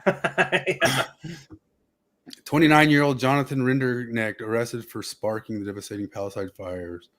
And they supposedly have video of it, of him setting it in multiple different places on the days. And he was putting out like all these AI images of wanting to fire up the city beforehand and stuff. And yeah, he caused all that. He climated all this. What a dildo. They know those areas are flammable, and they should be cleaning them out and clearing them out. Corolla's gone off on how they don't let them do it. Gavin Newsom and all those dingbats. And then they just passed a thing this week that they're not doing anything to increase or pump up the fire departments there. They said no to that. So climate science is on top of stuff. Ryan says, my master's thesis was damn rigorous, so much so I said no to the PhD. Yeah, there's real, of course there's real shit going on out there. Well, I'm sure my brother's was, but like his master's wasn't in gender studies. You know, it was in mechanical engineering. Well, just beyond that too is like so many different things probably were there's that thing in these scientists with the soft sciences that they can't trust, which is the regression to the mean thing. Like they didn't really do thorough long-term studies of different things. And that's why it's so ridiculous, all the Reddit things of like the vouchers and saying, where's the study of the transgender kids and all that sorts of stuff. Like you don't have any sort of long-term longitudinal studies of like the happiness over time of transing kids, and you can't ask for those studies yet. And you're not going to be able to do the human experimentation to get it done. Maybe we have now, but most of those, the crisis and that stuff might have been honestly done, but they just did one dumb little study and they thought they found a variant, like, you know, some sort of thing, but it's not. Like if they did multiple or better or longer or bigger or more, so many different things in sports science are self-reports. Like the self-report stuff is just just absolute crap and all that. Risto said, I was told that science likes to correct itself. And yeah, I know I used the whole fat versus sugar thing, but one of my favorite instances of this is Lawrence Krauss talked to Jordan Peterson probably like 5-6 years ago. And Lawrence Krauss has always been probably my least favorite of all the popular atheist dudes. And so I listened to it, and Peterson talked to him about this. The whole science loves to be corrected is what he's saying. And Peterson's like, well, I don't know that it does, because people don't like to be corrected, and people are scientists. Science isn't this like nebulous, existing floating entity. It's not a god, you know. And Lawrence Krauss gives him the first example that comes to his mind when he said, I grew up under the impression that most matter in the universe was in bodies of matter, like planets, stars, moons, etc., all that stuff. But I was wrong about that. In a groundbreaking discovery that I made, that I received a prize for, that I found out that actually the majority of matter is just kind of floating around in space. It's not in big bodies of matter. And I was like, really? That's where you like to be corrected? Is that you think this is an example of you liking to be corrected on science when you prove someone else wrong and like won awards for it and shit? So one of the areas, if you listen to Sabine Hofstadter, fucking Einstein didn't like to be proved wrong. Yeah. Like Einstein was not stoked on the Big Bang Theory. And when the evidence started pointing toward a Big Bang instead of a static universe, like he was not stoked about it. Sabine, I can't ever say your last name right. Hofstadter, you know who she is? She's got like a science channel, but she's gone into some detail about how many junk science papers there are just about like the inflation of the universe, and how there's like a hack that you can just use that to make infinite different papers and just use the same sort of stuff. This lady here, she actually just recently covered the weirdo Brian, what's his bucket? Videos. Steve worded it, but well, science doesn't care about anything, but scientists do not like to be corrected. Yeah. Well, I mean, there's an old saying that they said science doesn't really change with the science. It changed when the most recent scientists die. Brian Johnson doesn't want to die. And with an estimated net worth of $500 million. Anyway, she's got some good videos on the junk that's going into inflationary cosmology stuff, and how they're able to just like keep building. It doesn't help or add anything to physics, and they're all addicted to it. And if she calls them out or says anything about it, she gets kicked out of like the communities for saying this is just junk upon junk upon junk, and it's not helping or changing anything. And people are just running cosmology mills out of making papers out of this stuff. Really interesting stuff if you find her channel on that. Well, she covered Brian Johnson, this weird ex-Mormon here who wants to live forever. You remember talking about him? Brian Johnson? Yeah. Vaguely. Is he the one that thinks he's going to live forever? Yeah, he thinks he's going to live forever. He measures his kids' boners. Oh, yeah. Christianity, Islam, socialism. There's a bigger question that arises, however, are those systems still going to be adequate to address the needs of us as a species? Will they still talks here like his whole transhumanism also like breaks into, well, we need to have some sort of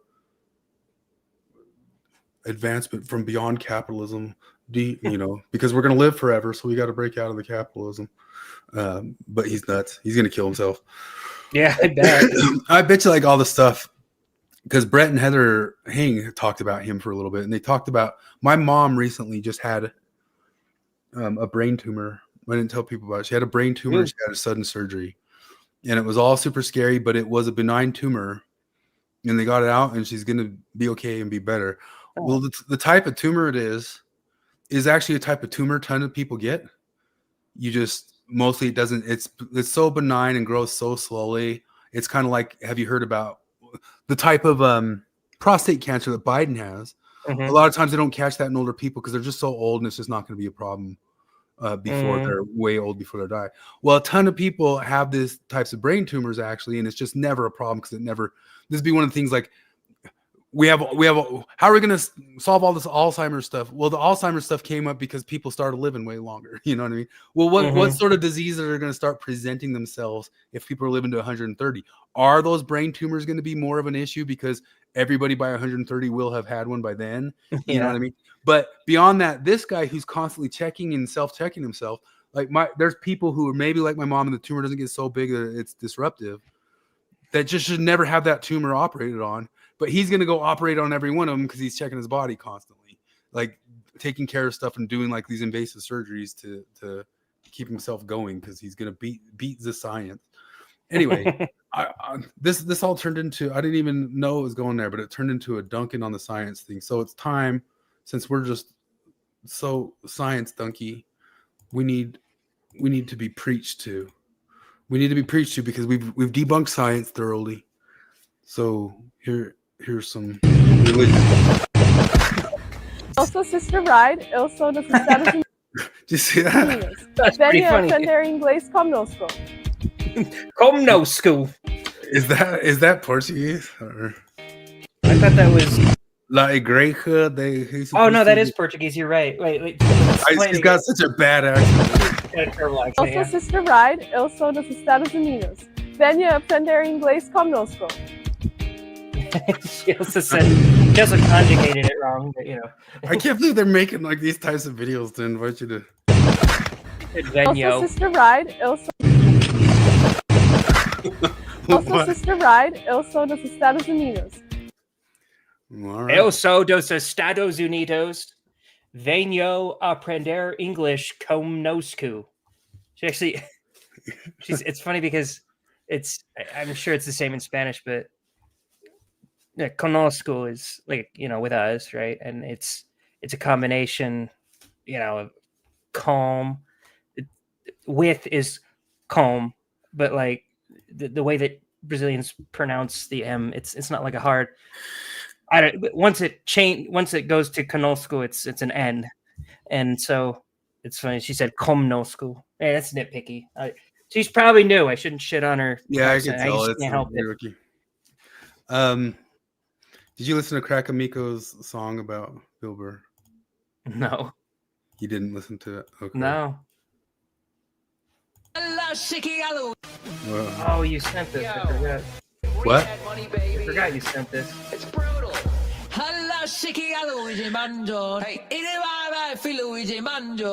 Yo, we getting Riyadh money. Yeah. We getting Riyadh money. I am a cook, I got a shitty black and white. Yeah. I am a cook, I got a shitty black and white. It's brutal. We getting Riyadh money. Yo, we getting Riyadh money. Now that Riyadh money got them selling they souls. If they wasn't telling jokes, they be selling they hoes. They do anything for dollars, even say a prayer to Allah. Balaclavas on their faces just to pack out a show. Whoa, Chris Stefano, I had to let you know this festival might rest your soul. They colder than the Eskimos. The episodes you drop must not be making no sense. Mr. Ross only going cause there's no age of consent. Guess the Ross Master General demoted to lieutenant. I'm the lord of this land, I'm evicting these Jew tenants. Who didn't expect Tommy Buns to take the Saudi funds? Probably for a Rolex, he don't give the kids a mommy none. Aziz needs this, I'm rooting for him in the end. Cause how could you get canceled for being a horny Indian? I can't believe what I'm seeing is Pete Davidson. Made a lot of money, but I guess he ain't been saving none. Never forget Well, I guess he forgot. Now he performing for the animals that took out his pops. Does he even know? And shit, probably got bad friends like Sadi Santino and Hammer Robbie Lee. Pulled that little penis out on stage where he gonna be a goner first time out in the country. Unless we count in Tijuana. I wonder why they canceled on Tim Dillon. Probably cause they heard about the men that he been drilling. Not ratting, I'm chin chilling. But what about Miss Whitney? Voice for strong women? Bitch, you gotta be shitting me. I remember you vividly, sliming Delia wickedly. You headed to a place where they treating women maliciously, beating the bitches viciously, physically dominating hoes. Silver lining, we can't see her body when it's draped in robes. She gon' fit right in with the ancient ruins. Hey Sebastian, what are you doing? They go for payroll, do whatever you say so. Kirsten, haven't you seen what they do to gay hoes? Squeeze you like your Play-Doh, on God, they'll murk you. Or maybe they invited you to make you wear a burqa. Mark and Sam, they might be drunk. And if they say the wrong thing, they might be sliced and chunked inside the trunk of a fucking Cybertruck. Now this just don't seem worth a little subscriber bump. Chappelle turned down millions and went to Africa. Now we headed back just to hack for some human traffickers.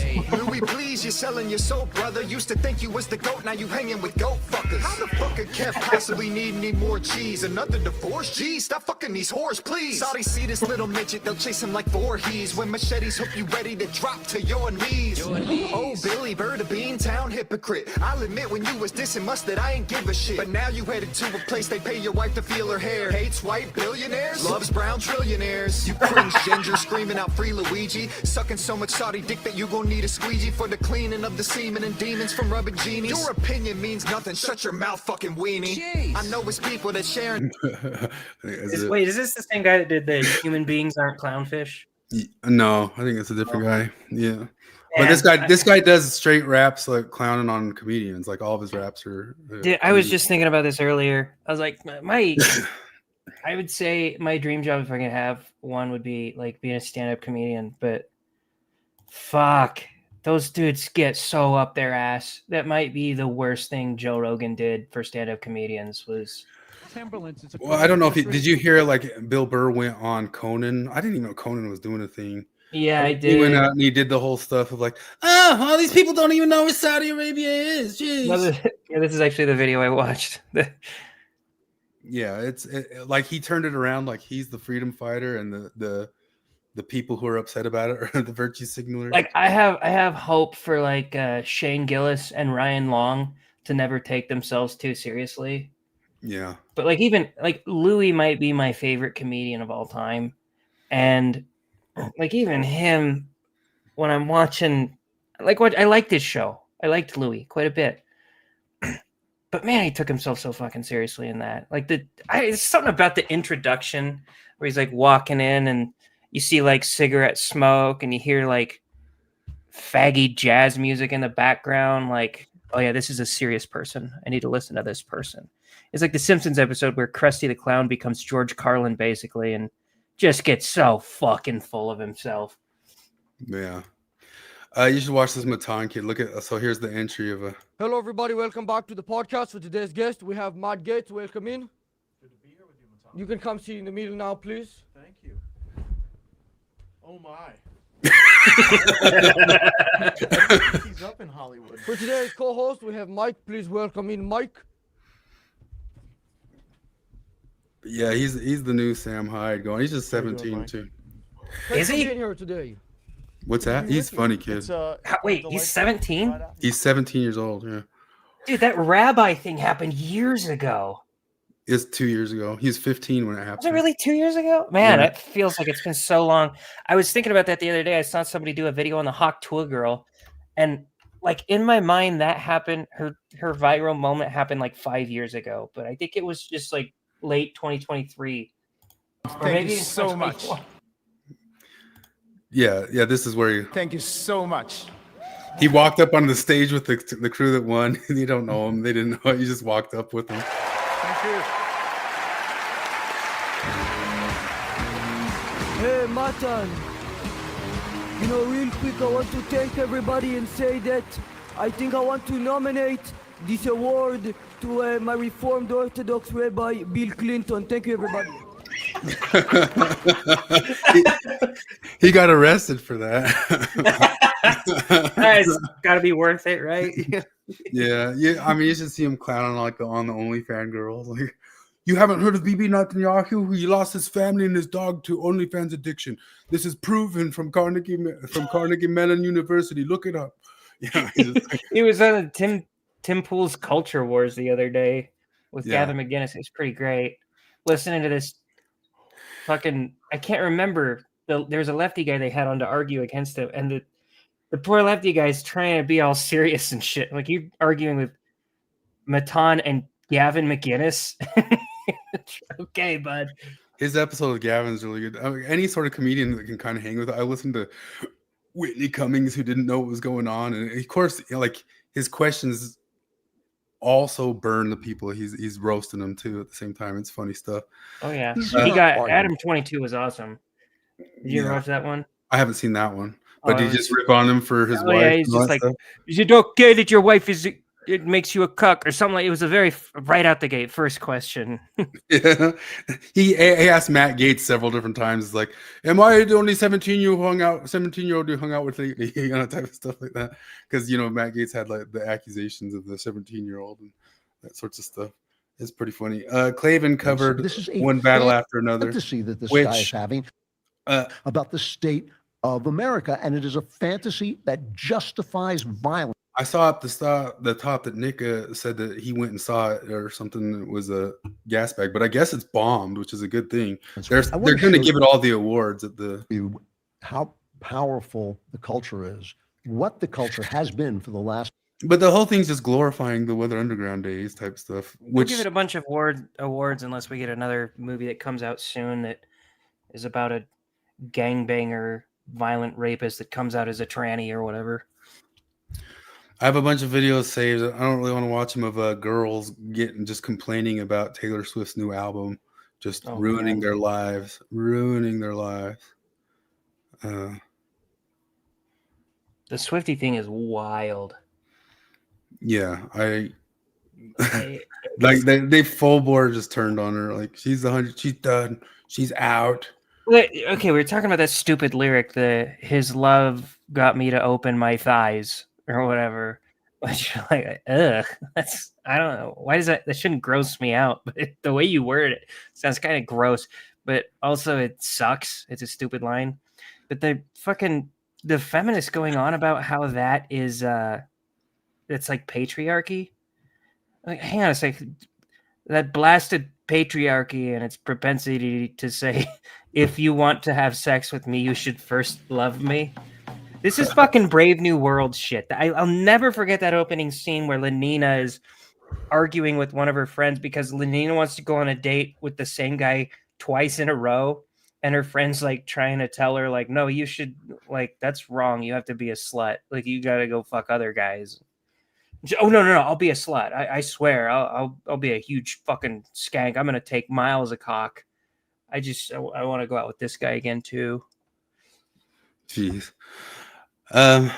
This is just people praying in front of the, just in front of where the ice people would leave, just doing a rain dance out in front of them. I bet they say Sky Daddy. I bet these fucking retard fags say Sky Daddy to make fun of Christians. And if they try to drive out of there, it's fascism. If they say you can't light a fire right there, it's fascism. If you film it and you aren't with them, you get arrested if it's Portland. So retarded. I don't know how they think democracy works, but it's like in their head, if law enforcement is trying to go somewhere, like government officials, or not even just government officials, anyone's trying to go somewhere, and you just fucking stand in front of their car, they're like, well, shit, I guess we can't do it. We just can't go anywhere. Now we can all use the climate, what those climate people would always stop. Oh, dude, you probably remember what I'm talking about, but one of my favorite videos of all time is these climate dipshits in France protesting some bullshit by sitting in the road, and people are honking, trying to get them out of the way, and finally this fucking fat French dude comes out and just in French starts screaming at him like, I'm going into German there, but then he like walks up to, just grabs them by their stupid vests and like throws them to the side of the road, lets a bunch of people pass. Fucking hero. God. Yeah. Sorry, it says the horoscopes and crystal girlies make fun of Christians is something I'll never understand. Oh, no. If you go back and listen to Kara's episode today, she talks about how her sister has gotten into the occult, and she's just an atheist, but they see things very much the same with symbols and symbology and the vibes of the universe and all. And she just keeps going and going. You're like, you're talking exactly like the occultist, like 100%. And then talking about going and getting on the shrooms and doing that sort of stuff. Well, I'm ultimately just an atheist, and I think there's rational explanations, but I think everything she says about the occult vibes of the universe and dark ages and dark eras is 100% true. There's just a scientific explanation for it somewhere, but I'll just go along with all of it the same. There's a scientific explanation for these crystals. So I don't believe it's magic. It's scientific, but I believe in the crystals. You know, it's such goofiness. So, what should I do if I see an ice raid taking place? Not a damn thing. But my heart goes out to all these undocumented migrants. I can't just sit by and watch them be kidnapped. They're not being kidnapped. Also, you don't know what the raid's about. Sure, it could be for undocumented migrants, but it could also be for drug smugglers or human traffickers. Did you ever think about that? No. But you're saying I should do nothing? Why? Because they're not actually helping anybody. If anything, you're going to catch a case, which is going to make your life significantly more difficult than it already is with that dry brain of yours. The people that they're going in to get, they're still going to get deported. So, do you want to spend money on legal fees, or do you just want the system to do its thing? I can't sit by and just watch the system. I need to do something about it. I need to protest. And I mean, that's fine, as long as it's peaceful.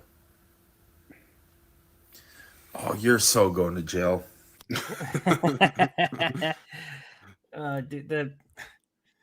We got into that argument. Me and Oh one my of the God, dudes I work with. can't believe He was that. talking about he's talking about the Kilmar Abrego Garcia and talking about due process. And I was like, the dude's been Parents first of off, white boys. Sorry. That dude specifically has been going through due process for like 7 years.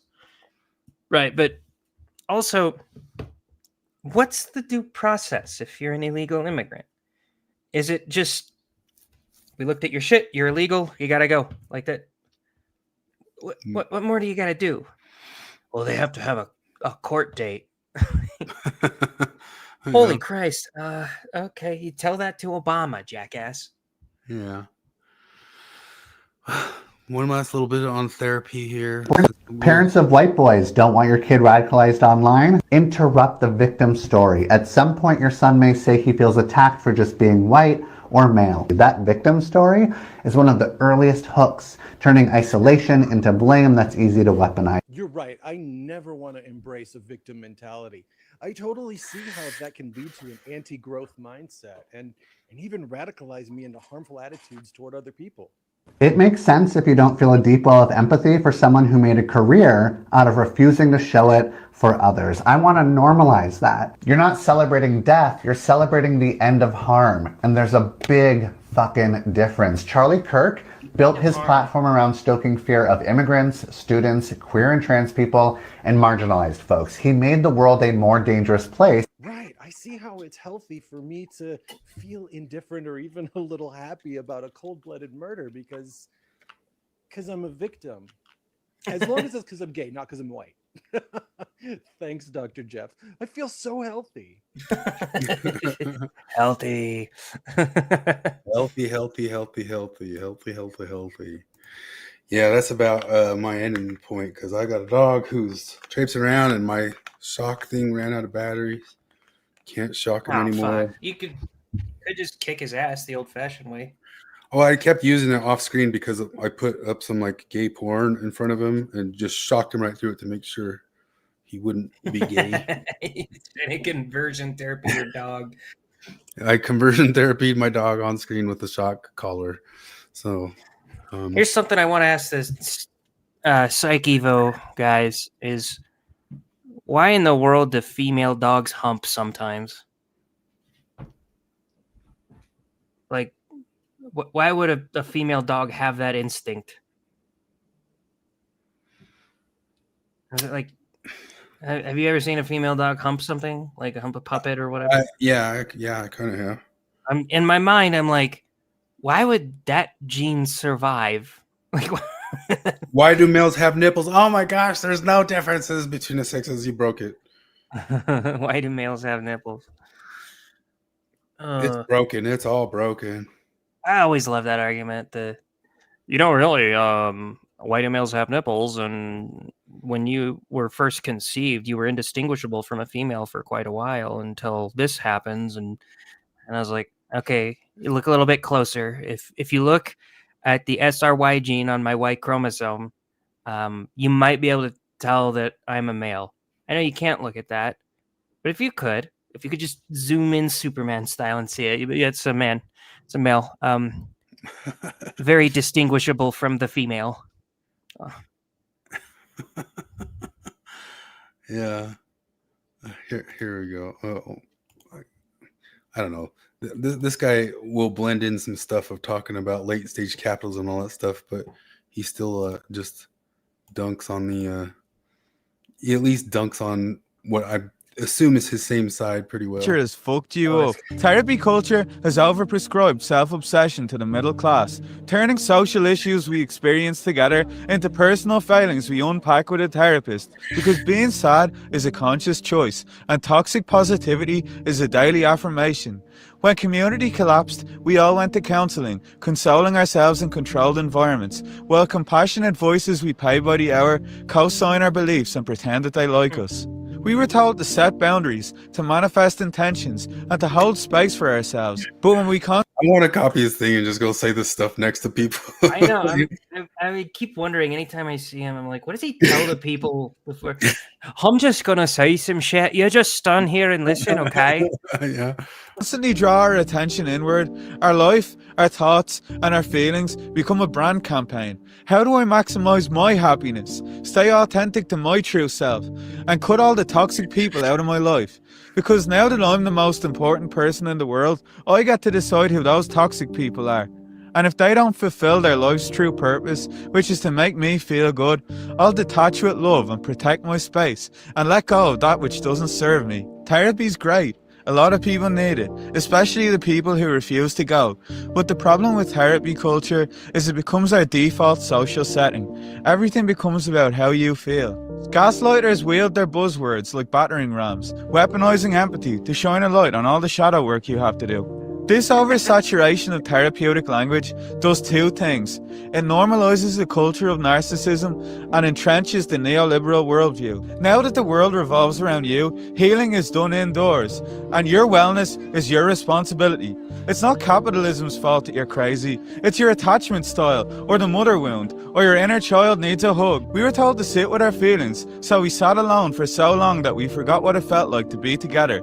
Therapy culture taught us to use our inner voice, but never to speak our truth. Just silent retreat and CBT our way out of a collapsing society, lighting an incense candle while the world goes up in flames. Good therapy isn't meant to validate all your decisions and behaviours. It's meant to challenge the dark aspects of yourself you want to keep buried. But in a consumer society, everything's designed to make us feel warm and fuzzy.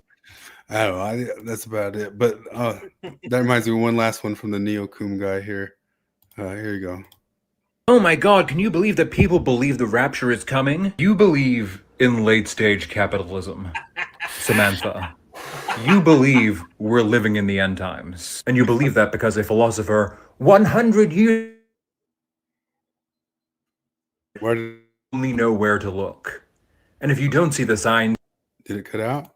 Yeah. You just need to read the Bible. You just need to read theory more, and then you'll see the signs are everywhere. What's more, you've been making the same prediction for decades now.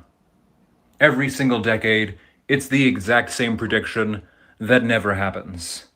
Capitalism is about to collapse. When it doesn't happen, when the collapse fails to come, do you adjust your theory? Do you change your theory to the material conditions around you? Oh, come on. Are you frozen? No. Okay, this thing's not frozen. Oh, come on. TikTok being gay.